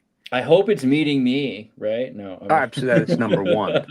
I mean, that's the foundation upon which it's Yeah. all built, you know? Amen, bro. Yeah, yeah. I'd have to think about that. Why? Why do you ask? Well, just to see if we have a date, then we can look at the astrology of it. It's fascinating. Oh, I Fascinating. see. Yeah, think about that and come back to us next week. Yeah, I will. Awesome. All right. Okay. Thanks, fellas. Yeah, I want to talk to you again. That'll be fun. All right. Great. All Thank you. right. Bye. Excellent. Dude, I love that boy. He's a good man. It's great. He's a good old boy, as we like to say. All right, so now Andrew Vega, can you hear us? I know you've been in the background. Yeah, I can hear you guys. I don't read babies' charts. I don't read babies' charts. Child labor laws. No, it's all right. But yeah, Vega, I'm gonna How you pull doing? up your chart. I'm gonna pull up your chart in a second it? here. Let's see. I have it for you. Here is Andrew Vega's chart, and it's August 4th, 1988, 12:53 in the afternoon in Yeah. Austin, Texas. Oh, Austin. All right. What a I've been watching beautiful a lot day. of Richard Linklater movies lately, so my mind Nice. is Me too, actually. really cool. Yeah, Yeah, I watched Boyhood last night and cried my eyes out. Anyways, that's a good thing to do. That's the one that took like 12 years to film, wasn't it? That's right. Yeah, that's right. It's a deep movie. Yeah. So you don't have Vega in your chart. I was really hoping Vega was going to Ooh. be. It's one of my favorite stars. That thing's awesome. So obviously you have children. So we'll just go right to the fifth house of He's children. a and see what's whole going on mess of children. It's true. Oh, I don't want to say there's a problem with your child. Jeez. No, but he's colonizing a herd of them. Wait, I mean, Really? they are kind of uppity though. Some of his children, I've heard stories like they like to flush things down the toilet. Just for the fun of it. I've been through that. Yeah. I've been through that. But there was a legendary moment where my son was like, spaceship, go to black hole, and we're like, what? I was like, black hole, spaceship, and then he brought us to the toilet. He flushed something. He plugged the toilet. Oh no. Yeah. So yeah, that is interesting. So do you have a lot of children? Is that what you're saying? No, I have three. I have three children, ages 1, 2, and 11. But my Oh, 2-year-old's about to turn 3. Crazy. Yeah. Cool. I always imagine him with 12 kids for some reason because 3 just does seem like a lot. But Yeah. Well, I mean, your fifth house is in Pisces and it's ruled by Jupiter, which is in Gemini. So it does imply multiple children. These are mutable signs, double-bodied signs, right? So that's interesting. Do we have a firm birth date on this, Andreas? this is actually lifted directly from his Birth certificate. Yeah. birth certificate. So And what was the time? What's the time? 12:53 p.m. 53 minutes Sounds pretty past legit. noon. Yeah. Because you've got the ascendant at 29 degrees of Libra, so it's very like, ooh, it's right on that cusp, right? Where it makes me a little concerned. But yeah, okay, cool. So we'll assume you're a Libra ascendant and Aries. So are you you just look at Venus is there? Oh yeah, nice. And Mars. Oh, nice, very nice. So maybe not as much as what I was saying about Neil in the last episode, but do you have this tendency to bring really chaotic people into your life? Do you have like Yeah, I'm a magnet for that kind of stuff. I resent the implication that That wasn't directed to you at all. I mean, it should have been though, right? Let's be honest. Okay. you're predictably inconsistent. Thank you, babe. Thank you. Oh my god, yeah. So you've got that going for you. You've got like dignified Mars. You've got but then you've got Jupiter in detriment. You've got exalted Moon. So, but what's really interesting is you're just past. So Saturn has just conjuncted Uranus and it's moving retrograde before this like indigo generation we're always talking about. So there's a difficulty with you in structuring life, like just like I say it all the time with this, but this is just a generation that's Xirtus's age, so these are the people who are always coming up. So all right, if you're doing something eccentric, it's going to be easier for you to create structures. That's an important part, and it's opposed Venus, so you probably made a lot of bad decisions in your youth. You made a lot of bad decisions. Yes, bad decisions define my youth. Wow, yeah. But you got through it. Yeah, I've got like 8 years sober from hard drugs and alcohol, Oh and yeah. But he was always a good I boy. had 5 years almost, but then the chaos magnet happened, and all sorts of crazy things went on under Mm. the roof that I Yeah. lived. Yeah. See, you've got so if we're looking at like addiction and stuff, that's going to be your 12th house, which is ruled by Venus. You've got Venus at the brightest point of the year, right at the end of like where the ecliptic is as high as it gets. Actually, your Venus, your Venus is almost certainly out of bounds there, probably. So like it's like your taste, your aesthetics, your desire is just too much, you know. And Saturn's trying to restrain it by being opposed to it, but Uranus is there too. So there's like that shocking eccentric element of like, so probably if someone was like, I got a new drug, you're like, yeah, that one, I need it. Bath salts got really popular during my first round of sobriety, and I was like, oh man, it's a good thing that I'm sober, otherwise that would be Yeah. really dangerous stuff. And even, you've got Pluto in your first house, so there is danger just inherent in your chart, right? Like it's coded in. Wow, okay, all right, cool. So it's not just me. Well, it is, but you know what I'm saying. It is just you. This is just your chart.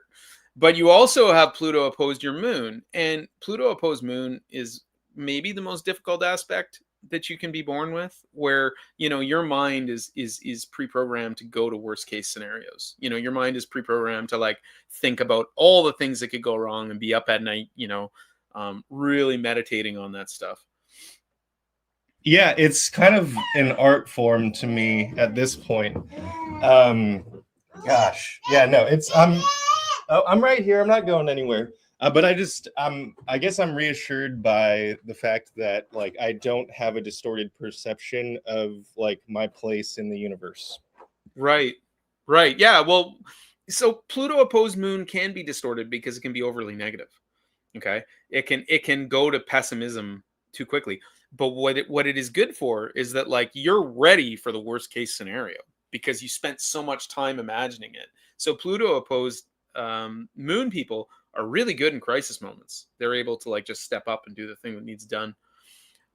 Yeah, that's where I excel. Yeah. But you've also got like your exalted moon is like, moon in Taurus is really chill. Like it's really like it's a conflict, right, in your chart because you've got that Pluto opposed moon having your mind go over worst case scenarios, whereas moon in Taurus tends to just be like, I just want to relax, I just want to be easy. Moon in Taurus wants hugs. It's very into like the texture of things, like feeling comfortable is easy to attain for moon and Taurus. Yeah, no, I am wearing. Oh my goodness, child! I know the Barbie car. I'm wearing an all black onesie right now, and it's very comfortable. Very good, very good.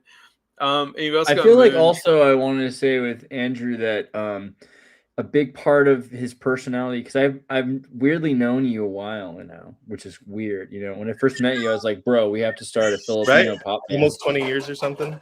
Yeah, it's insane.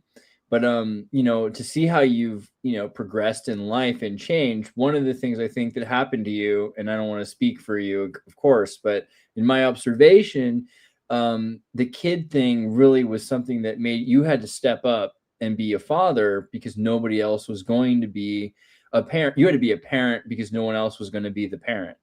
And I think that's a huge part of you, how you've become. You're like more of a leader. You're like a very Sigma leader, though. You don't have this ego about being the leader, but you do feel like you need to be there to help people get through the walk. And, of course, I think you got that from your first daughter, needing somebody. I think that's a huge part of what makes you tick, maybe. That's incredibly accurate, and I'm glad that you were able to articulate that on my behalf. While my 1-year-old has a meltdown. Well, yeah. I also feel like your kids want to emulate you because they see you're super cool. So they're like, dude, he's really interested in stuff and he talks a lot. I want to be like that. Like, yeah. So your moon in Taurus setting in the 7th house is going to be very able to sense what your kids need to be mothering, to be a nurturing individual. But then you've got Leo sun almost right on the midheaven. Like, you were like, the sun was right midday, right, with Mercury. So, you do have that leader quality, but then you've got that chill moon quality as well. There's this whole, and then Mars in Aries. So you got this powerful Mars. You're able to go out and do things in the world. You're able to be courageous. You're able to be the leader. But then your ascendant, which we're going to assume is in Libra, it always stresses me out when it's the 29th degree for an angle. But, if your ascendant is Libra, then it's ruled by Venus, which is trining it. So you've got this, like, the ruler of the ascendant is in this really close, nice aspect with it. Yes. Yeah, Chip. Yeah, that's right. What's the margin for error on like the minutes there? Because I remember the very first time I ever got my chart read, it was before you could plug it into a website. I was like off by a couple minutes, so I thought that my ascendant or my rising or one of those was a completely different sign for like many years, like 5 years. Well, it could be because it's about 2 minutes.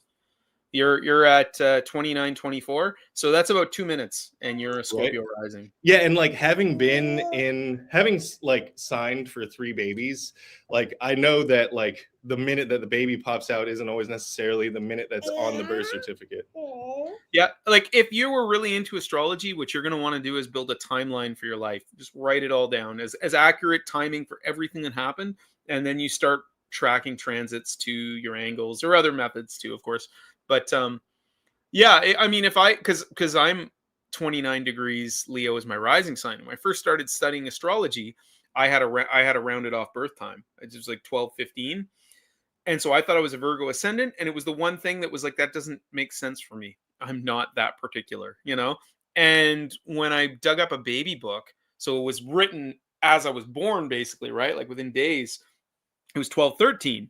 So I was 29 degrees Leo, and I'm like, yes, that is my rising sign. I know that. Like that, then it just made my whole chart make sense. So for you, yeah, I would really dig into that, because the actual moment that your chart is valid for is the first breath. Okay? It's not the moment you pop out. It's not the moment your foot is no longer inside your mom. It's the moment you take your first breath, your first independent action, and you breathe in the universe, and it becomes your consciousness, it becomes your fate.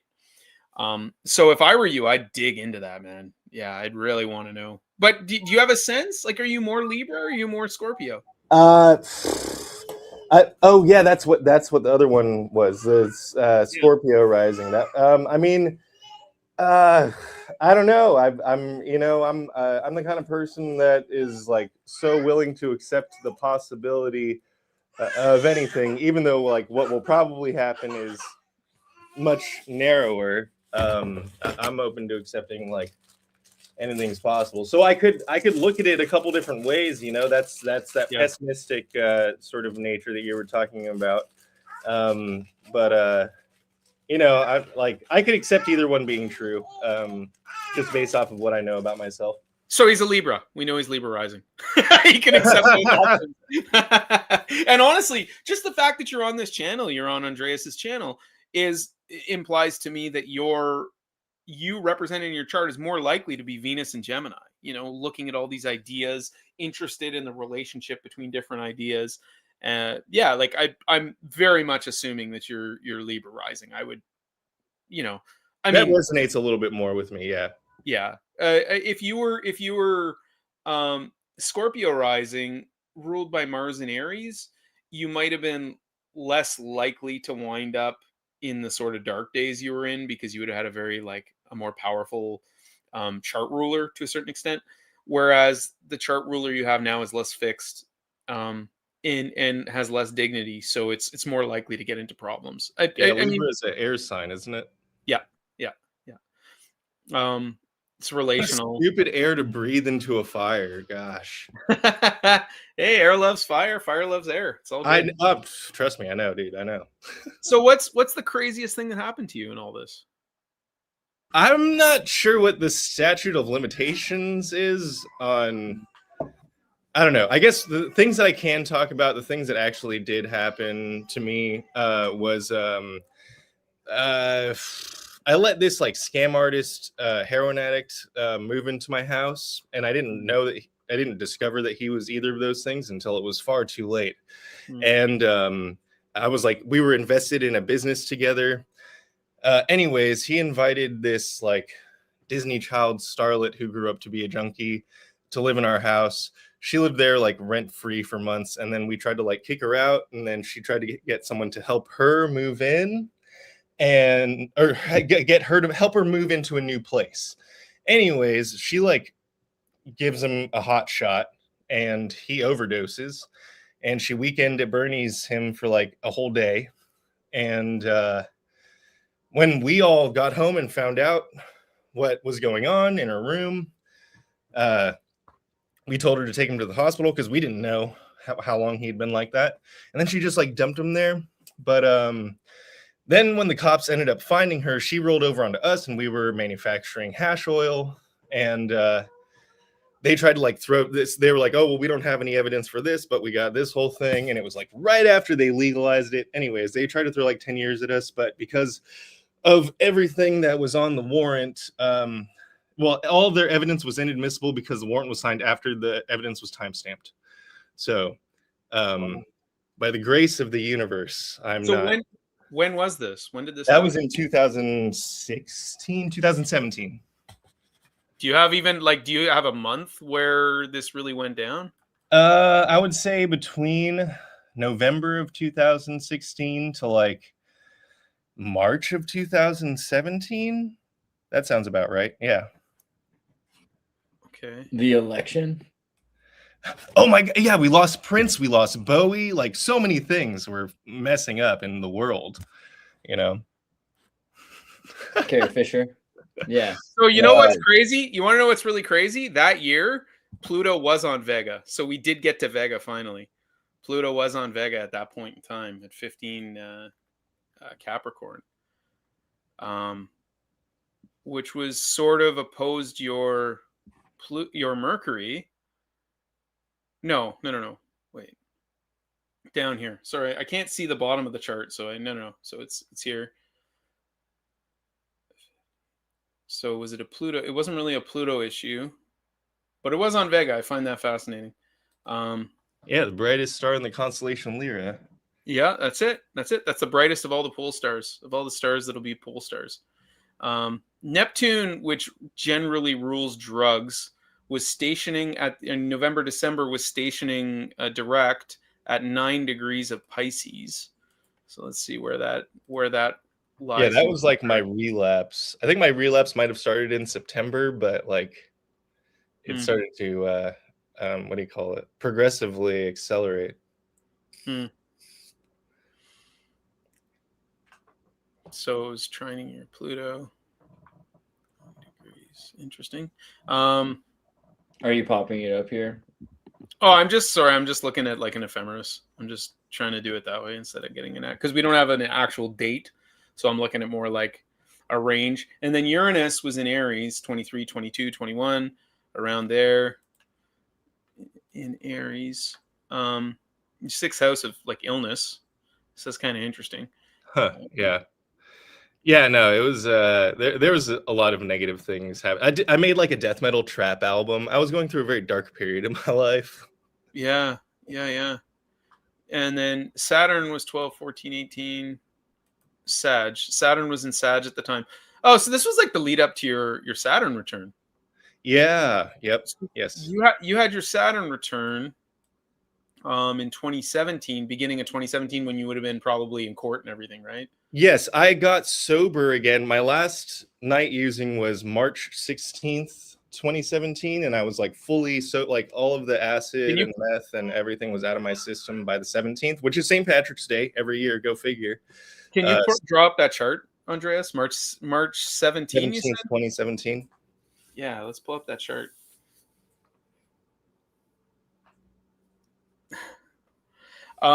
Yeah, so like Saturn return is what year again? 2017.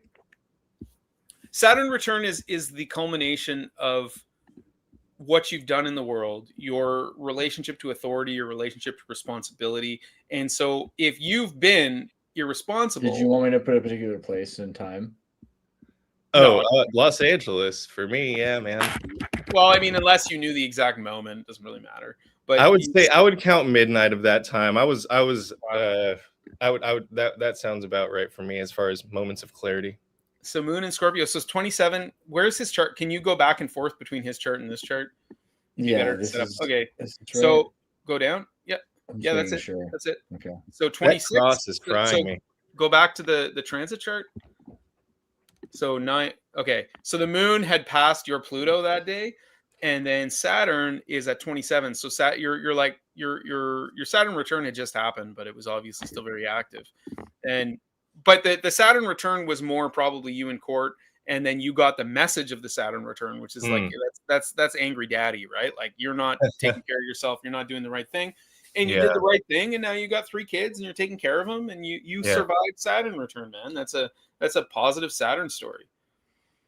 But it's that Saturn Uranus conjunction opposed Venus that's really okay. So this is maybe the chart of when you got sober. Look at that.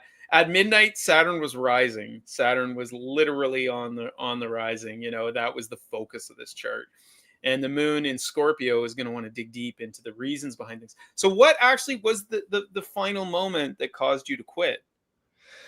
I just realized that if I continued on the path that I was on, consuming substances and letting them influence my decisions and actions in the way that they were, I was very, very quickly going to not be alive anymore.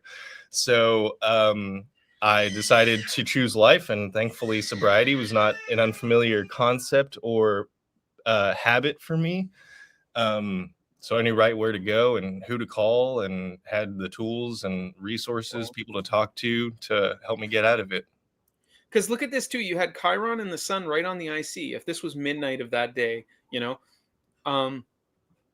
so right at the core wound, right at your innermost point, your point of inspiration, like what drives you in life is the IC. And you had Chiron with the sun in Pisces, which is the most closely related sign to drugs and inebriation to begin with. And it was this moment of like, no, you need to change. And that's all being squared by Saturn, which was on your Saturn Uranus, squaring your innermost point, rising, and you got the message. Yeah, of all the things in the Manson cocktail, like the acid told me very directly not to consume substances anymore if I wanted to live. And I was like, oh, okay, all right, yes, no, I believe you. You know what's don't crazy? play with me anymore. You're not invited. You know what's crazy too? So the moon was trining Neptune in Pisces. Neptune in Pisces is the biggest drug signifier you could get, but the moon got the message. You know, it wasn't a hard aspect. It was an easy aspect. It wasn't like you had this rock bottom where, you know, you ruined everything and then you had to get sober. It was actually an acid trip that like informed your moon. No, we're moving on. That's amazing. Wow. Yeah, I feel very lucky. Yeah, no kidding, man. No kidding. Also, like just Jupiter opposed Uranus squared Pluto, like just man, yeah, that's a crazy chart. That's very cool. It was a wild time, and I'm very happy that there's so much time between that and now. Yeah, totally, man. Totally. I'm so thankful that you got out of it. And I appreciate the insight, because like every now and again I'm always interested to hear people who have experience and knowledge with these things, like how they interpret my chart. So whenever if like back in the day when I was like on Tinder, like, you know, I'd throw my chart out there and see what the response was. Thankfully I don't have to do that anymore either. But very good. Yeah, good times. Thank you. Yeah, anything else? Yeah, I was gonna say, do you want to like think about the future a bit? Maybe like what's coming. Oh yeah, year? No, I was because you don't do tarot, do you? A little bit, yeah. I mean, I know it's a tall order, but like just like a quick little 3 card would the cards love to talk to me for some reason, and that's why I kind of like take my distance from them. I've never received a deck, and yeah, I'm never gonna buy one. So yeah, I mostly use tarot based on its astrological significations. I'll go get my deck. Okay, I'll do 3 cards, and we'll see if it highlights elements of your chart. But pull up his natal chart again. I'll go get my deck. 1 second.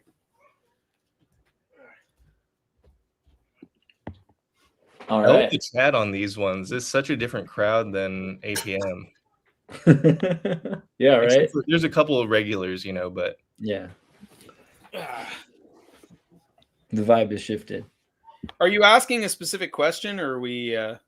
I mean, there's so much uncertainty right now. Like I would, if I like to ask in generalities, Yeah. just broad strokes. That's kind of how I. You're just That's how I looking to think. see what the cards say.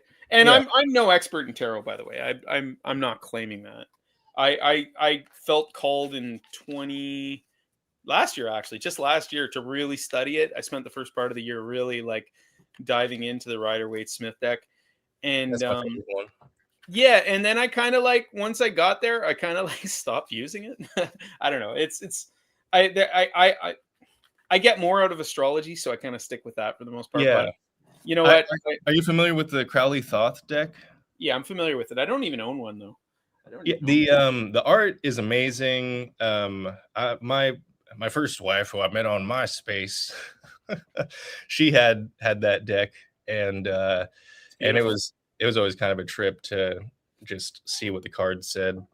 All right, you want 3 cards, so we're gonna see, and we're gonna do it astrologically because that's really how I relate to it most. Okay, the first card we got is can we even see, man? I'm dark here. Yeah, we can see, eh?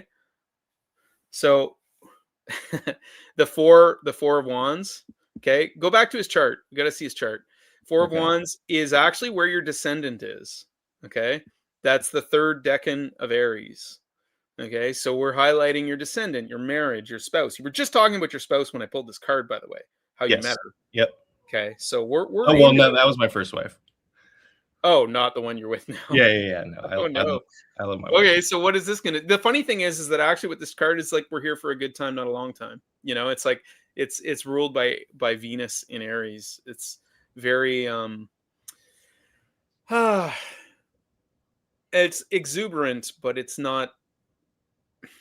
It's not a staying power. It's not like Venus is in it for the long haul. Aries is all about new ideas. So yeah, your first marriage and it didn't last. It did not. It was very, very, it was, that's but there. It's a joyous card. Now, what are we going to add to this? Okay. Oh man, another Aries card. Okay. All right. So this is the beginning of the zodiac. This is where your Mars is, by the way, and it's a Mars decan.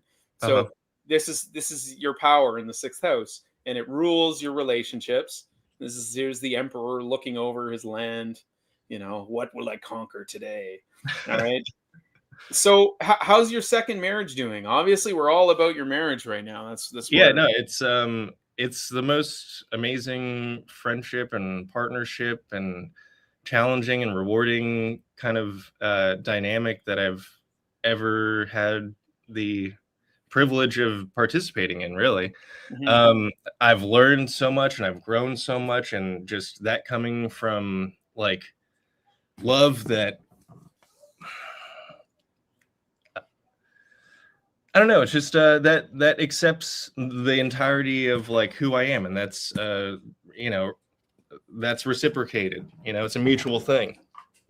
So no, it's cool. It's really cool, and it's different than anything that I've ever experienced. And thankfully, this is a person who I've like made 2 children with, and will be raising them for quite some time with. That's awesome. Although I noticed you just looked to make sure. Oh, is she listening? Can she hear me? Can I tell the truth? No, I'm teasing you. I was using big words so she wouldn't understand. No, I'm kidding. And you wanted a 3rd card. You said 3 cards. Here's our next card. All upright, by the way. Okay, so this is gosh, just the number. Sorry. It's hard to see here. So the 6 of swords, which is where the sun is right now, by the way. 6 of swords is the 2nd decan of Aquarius, which is Mercury ruled. This is a very powerful place for Mercury. So what does it highlight in your chart? In your chart, you don't really have anything there, but it is your 4th house. It's within your 4th house of home. And this implies, it's a guy trying to solidifying his house. Well, he's moving. They're moving. Oh, they're leaving a bad situation. They're going somewhere new. Nice. Okay, beautiful. Awesome. That resonates. Is that where you're at? You're making. He's bringing his family on a boat across the water, right? I'm about to lose all of my guns in a horrible fishing accident. Really? Or you're No. joking? God forbid. Is In that your Minecraft. joke? No, that's that, you know what, that's beautiful. I like that arc. That's cool. I see the message. It's interesting that they're all rods, bro. Well, Yeah. the swords and the staffs are different suits technically, but yeah, Yes. no, But they're is- both yang. They're the masculine signs. It's the swords in the Rider-Waite Smith. The swords are air, and the wands are fire. You It's pounded weapons into plowshares. So wait, what's the change you're making in your life? What's changing? I don't know. We may or may not be. What state do you live in, if you don't mind me asking? Oh, the state of Canada. Oh, A the delusional soon-to-be state. 51st state, maybe. I got to put Canadian back into the title. It's AstroTurf Canadian Astrology. There we go. Every time I Okay, do the facing north. Got it.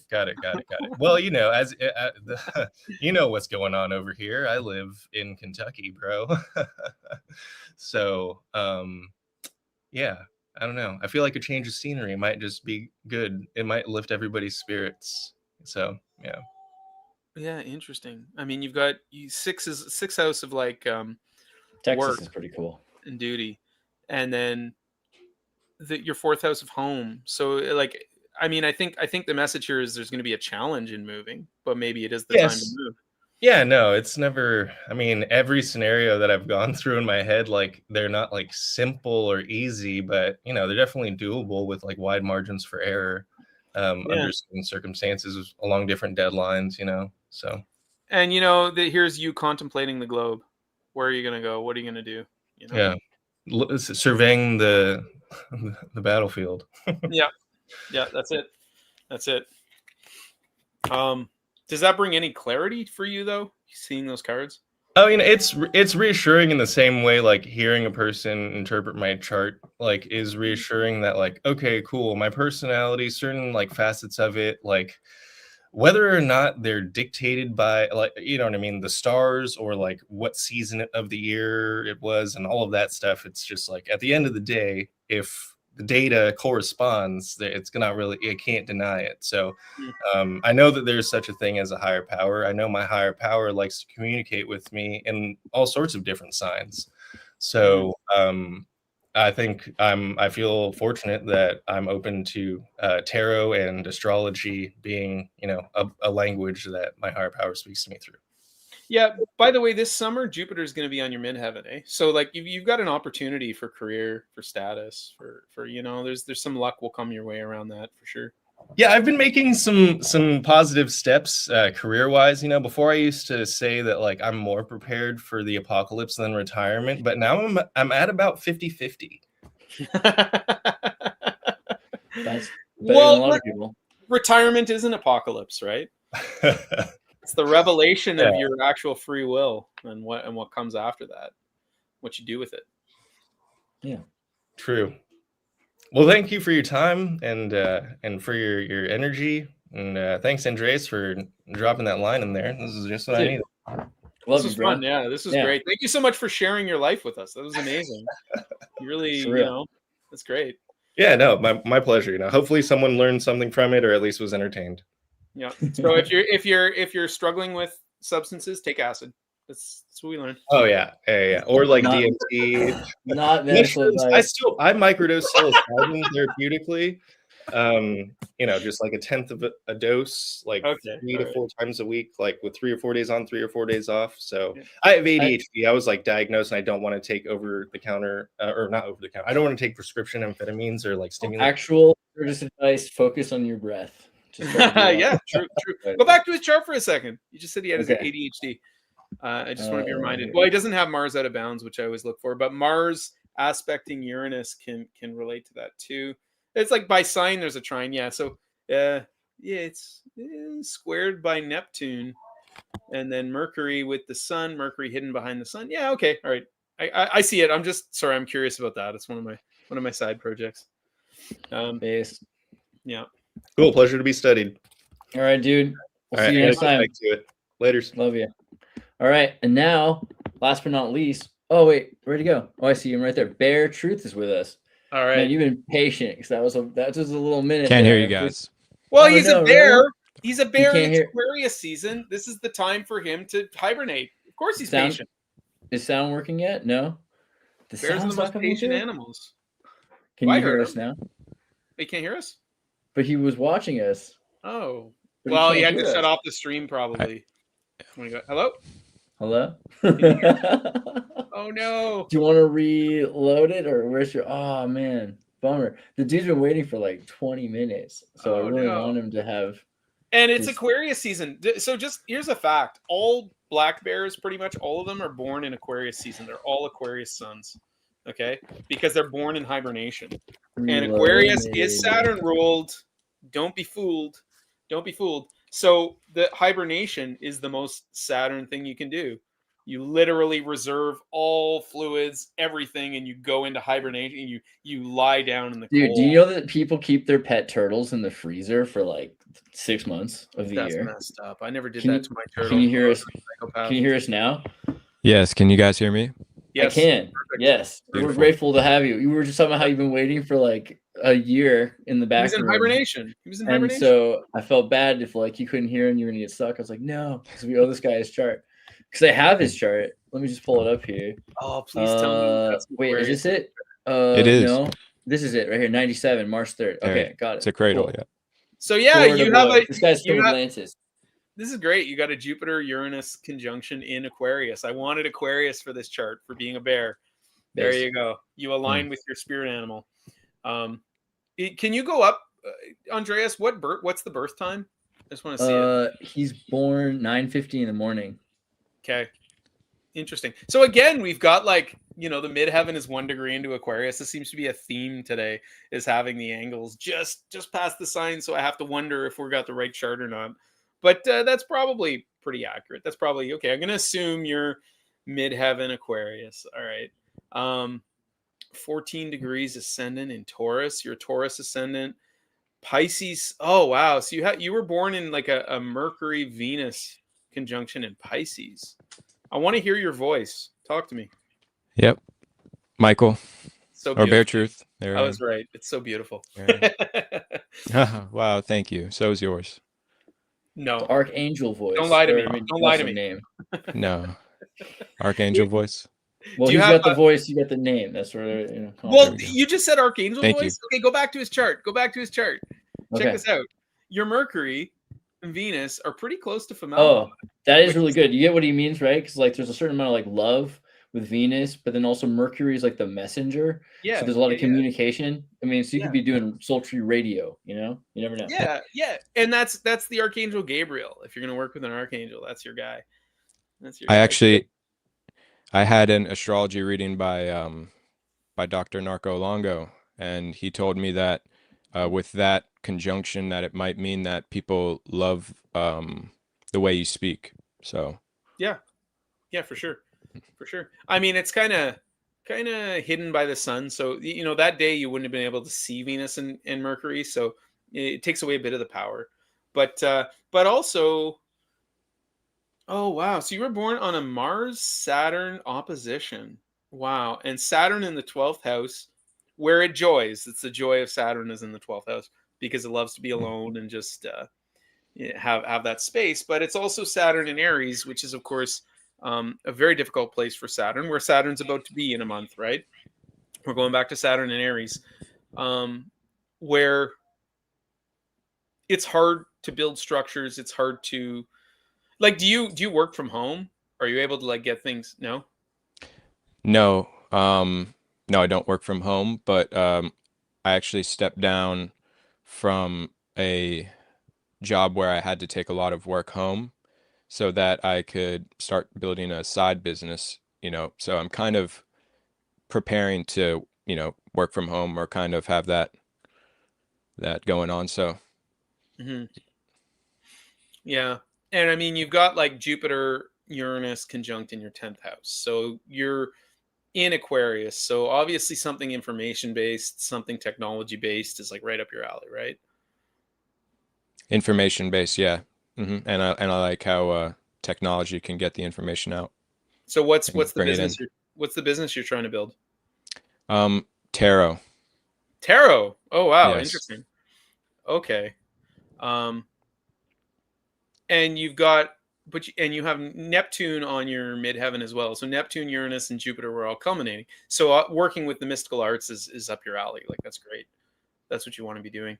Your moon was just on the center of the galaxy, so there's a mystical element there as well, with moon towards the end of Sagittarius, being able to get messages from the core of reality, right?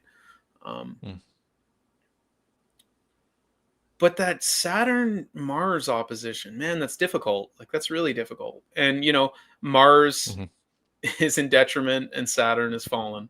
But you've got mutual dignity between the two. So they kind of are ruling each other, but they're having a squabble, So it's like your energy in the world trying to do something and trying to structure something is always going to be at odds with what's going on in the world.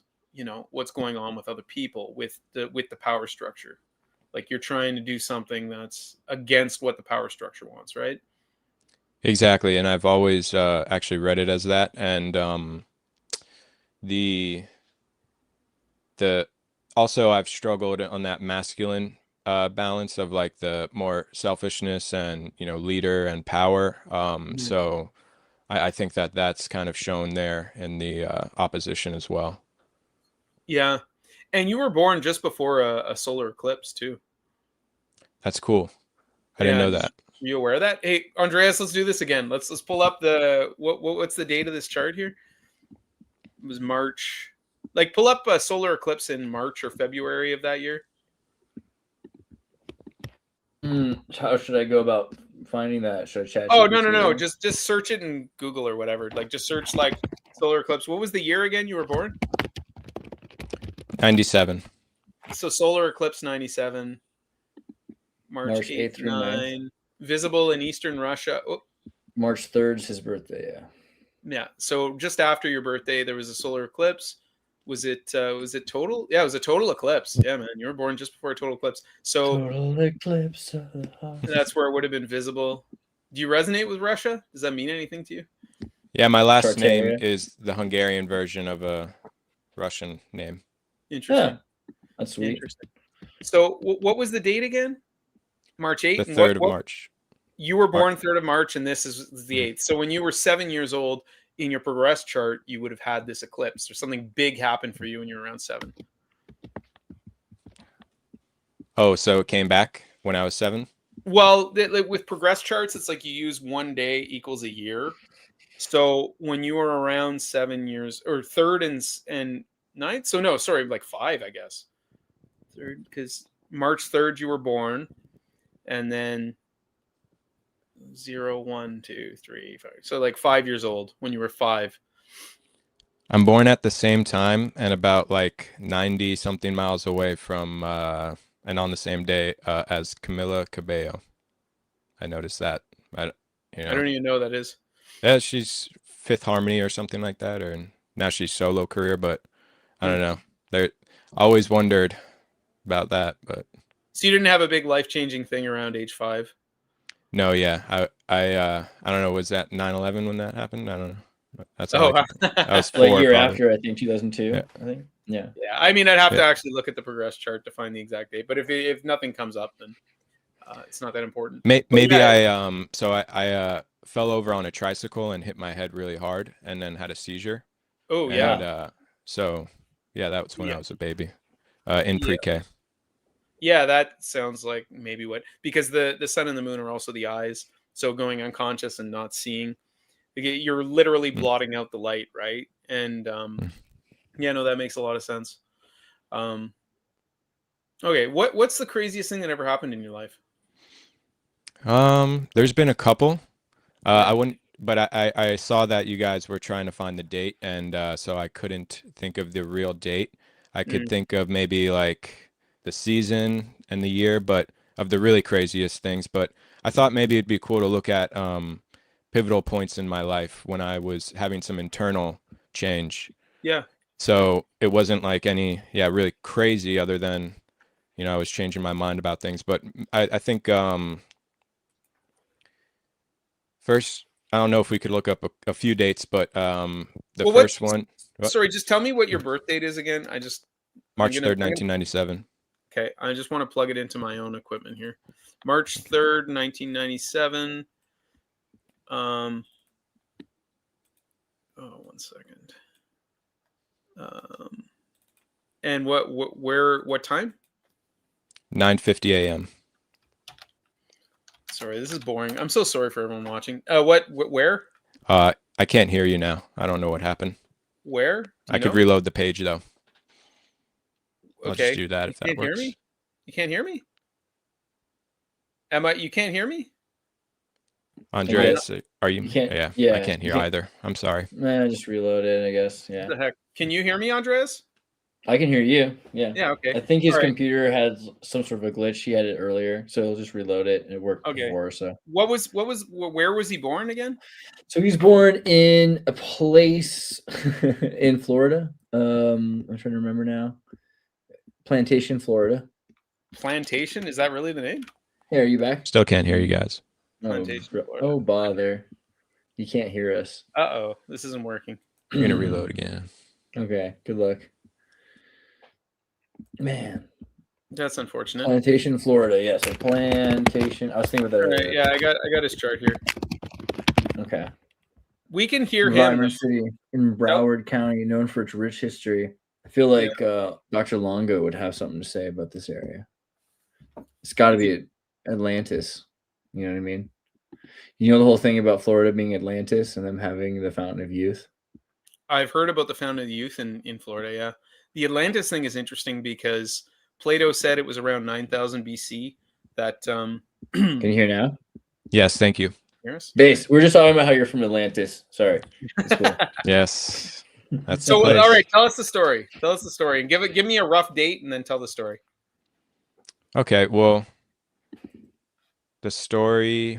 I was gonna say around like October or November of 2020, where I Okay. was writing a short story that's really kind of that was a pivotal moment. It made me feel like maybe I could do things differently, but I don't know.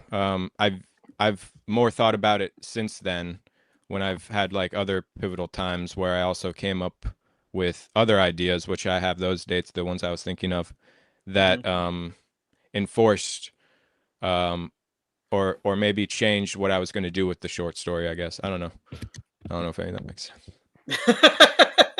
Well, I don't know where to go with that, but if you look at your progress chart, you had your progress sun conjunct progress Venus around that time. So there would have been like some deep inspiration around then for sure. And then That's was good. Yeah. Put up his Yes. natal chart again. Yeah, 13. Yeah, okay. Yeah, anything about what the story was actually about though? Yeah. The story is about a person kind of meeting everything that he wanted to be a part of, and then seeing that it was different from what he thought, and then him basically turning away from it through a lot of not misunderstanding, but it was very strange and off-putting. He couldn't put his finger on what he was seeing, and so he left it. I don't know. The story means a lot of things, but it can mean many different things. I don't know. Okay. Power, I guess. I don't know. Well, like just progress Sun, progress Venus together is pretty inspirational in terms Sorry? of writing. Progress Sun, progress Venus is pretty inspirational writing. I didn't share your progress chart at that time, but yeah, there you go. There you go. Anything you wanted to ask me about what's going on with you? What's going on in the future? Yeah. What's going on in the future?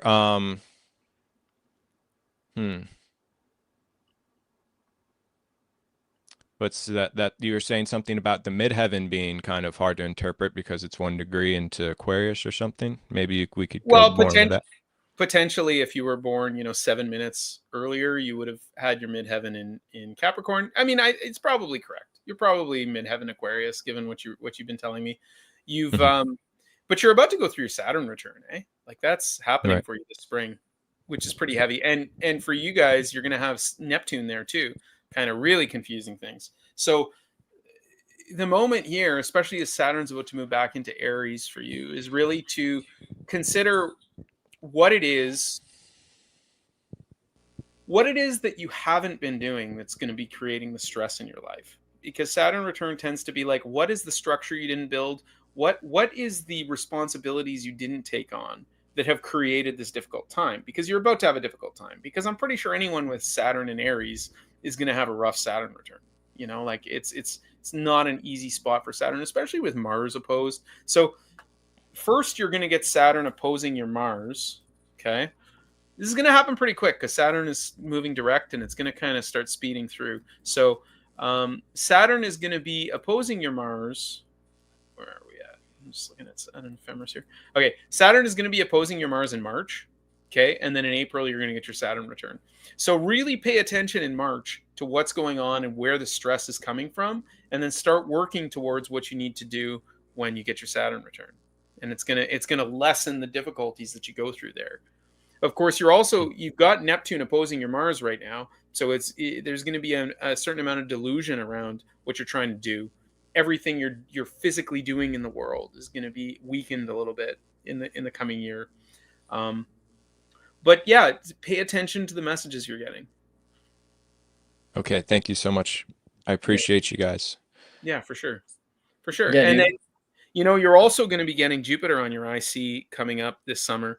So that's nice. You've got good things ahead. You just got to get through your Saturn return. And, Jupiter moving there like in June, July. Yeah, man, that's going to be nice. That's going to be a nice thing for you. And it might even help and then you're going to have your Jupiter return later in the summer, or your Jupiter opposition rather. Sorry, not Jupiter return, Jupiter opposition. So there's going to be you're going to have to think about what you've done and what you've learned and all the things that have happened in your life, and start reining in some of your impulses, Mhm. But yeah, it's cool. All right, man, your Saturn return. Come back.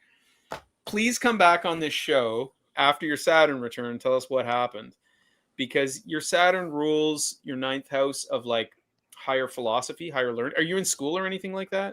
Are you learning anything right now? No, but as I teach, I'm a substitute teacher right now, step down from being a teacher, and as I teach, I learn how to teach better. So yeah, for sure. And so Saturn rules your ninth house of higher learning. And what is it that you teach as a substitute teacher now? Substitute teach, pretty much something different every day, mostly the 8th grade.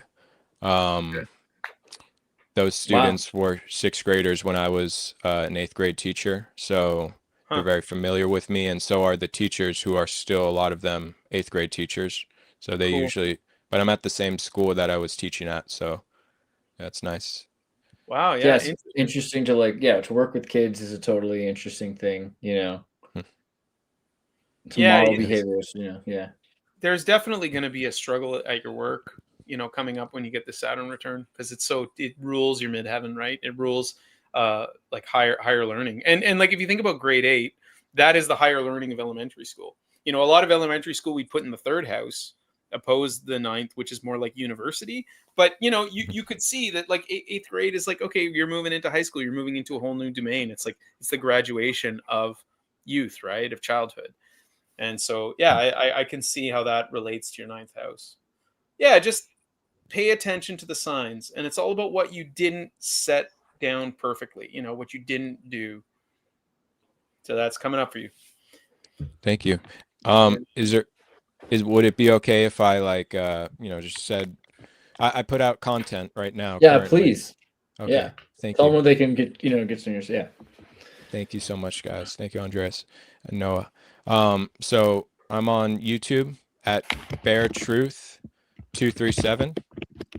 Nice. 237. Yep. All right. Yeah, based. And then on Instagram at The Pure Pill. So what do you do? What's your content? It is lot of reviews, but the review of the movie is usually like 10 minutes, and then the rest is just me like decoding the movie with, you know, friends. And then I also have another podcast with one of the friends in the movie podcast, and him and our podcast is the it's called we got to make another episode. The last one that came out was January 1st, but it's Grow in the Dark. Yep. And that one is more about just me and him speaking about topics that I choose. So we've talked about many interesting topics, you know, and a lot of the same things that Xirtus speaks about, and he inspired me so much. Yeah. So yeah, I'm totally gonna watch your videos, bro. Check these out. Yeah, great. Thank you so much. Conspiratorial I shout you out a lot. And you got Aquarius rising, right? Or Aquarius midheaven. So this thing that you do that's the most visible, that's your status in the world, is Aquarius, which is, you know, concerned with conspiracy theories for sure. It's great. Yes.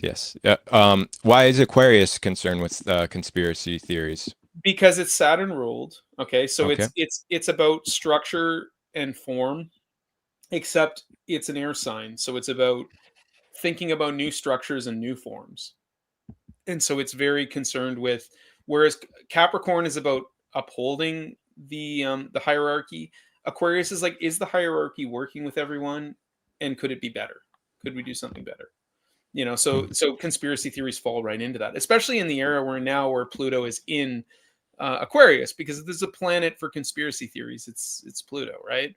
You know, it's the hidden power underneath. So, and you know, we just had Jupiter and Saturn meet in 2020 in 0 degrees Aquarius. You know, like just setting the stage for the next 20 years of our lives as Pluto's moving through Aquarius. It's a wild time, man. We're living through a wild time. Yes. Yeah. I'm glad that we're together. Neptune's in Aries now, my friends. All right. It's a whole new game. Neptune is in Aries. What? I'm trying to think. You probably have a lucky or like a sort of a power move there with being around, you know, kids, because they're in the development of learning also how to communicate. So you're also able to understand as things shift and as people understand things from different perspectives, you might be able to get through whatever intellectual revolution is probably coming, you know? Oh, it is. Yeah, for sure. That's where it's at. We had 200 years of like Jupiter and Saturn conjuncting in Earth signs, which was all about the building of empires, about, you know, finding new land, securing the land. And really it got rid of a lot of mysticism and religion. And now the air signs are back, and it's like, well, what are the new ideas? You know, what ideas worked and what didn't? And now we're in this like readjustment phase, and we're all a part of it. And that's wow. good. So that's because Jupiter and Saturn are conjuncting now in Aquarius or in air signs. Air signs. 200 years. They do like this retrograde pattern where all their conjunctions happen in one element for 200 years at a time, and we're just at the beginning phases of like the air, where we were born. Well, most of us here were born during the first air conjunction, but then there's one last Earth conjunction that happens, and now we're solidly in air. So it's a whole new era. It's a whole new era, and it is interesting that like the complications of, is it the age of Aquarius or not? You know, even though the equinox doesn't happen in Aquarius, the constellation of Aquarius yet, that's a whole can of worms. But regardless, the Jupiter-Saturn cycle, wherever it conjuncts, that's a 20-year cycle. That is one of the most important mundane astrology interpretive elements to look at what's happening in the world, what's happening with politics, what's happening with the kings, right? That's Jupiter who killed his father Kronos, right? Zeus who killed Kronos. And when they meet, that's like, that defines what's happening in the larger structure. And so now it's all air. It's all new ideas. It's technology. It's communication. Interesting. I see. So less material change or something like that, right? Yeah, Or- it's less about the physical reality, because a lot of it was this materialism where we got rid of the spirit world, and now we have to like assess, was that real or not? You know? Software comes and goes. Hardware is forever. Well, that's the other thing. Now we're interacting with the demons through AI, right? So the age of air. Here we go. All right. Well, you guys are the best. I appreciate you both so much. Thank you Thanks guys. for Yeah, coming dude. on and sharing your Thanks story. for coming on. I'll definitely be Okay. looking at these videos. We'll check out the bare truth. So I appreciate All it, bro. Yes, I Peace. appreciate you guys. Bye. Peace. All right. Thanks for showing up today, guys. I think that's good. Dude. That's good for the show. Not bad. Did you have the Astro? You want to put up Facing North Patreon real quick? You guys don't care. You just care about Xirtus. Oh my god. Yeah, This you know, guy, Neptune's in a fire sign now. It doesn't even matter. Nobody cares about astrology anymore. Whatever. Guys, go away. Go fight your wars. Go fight your wars.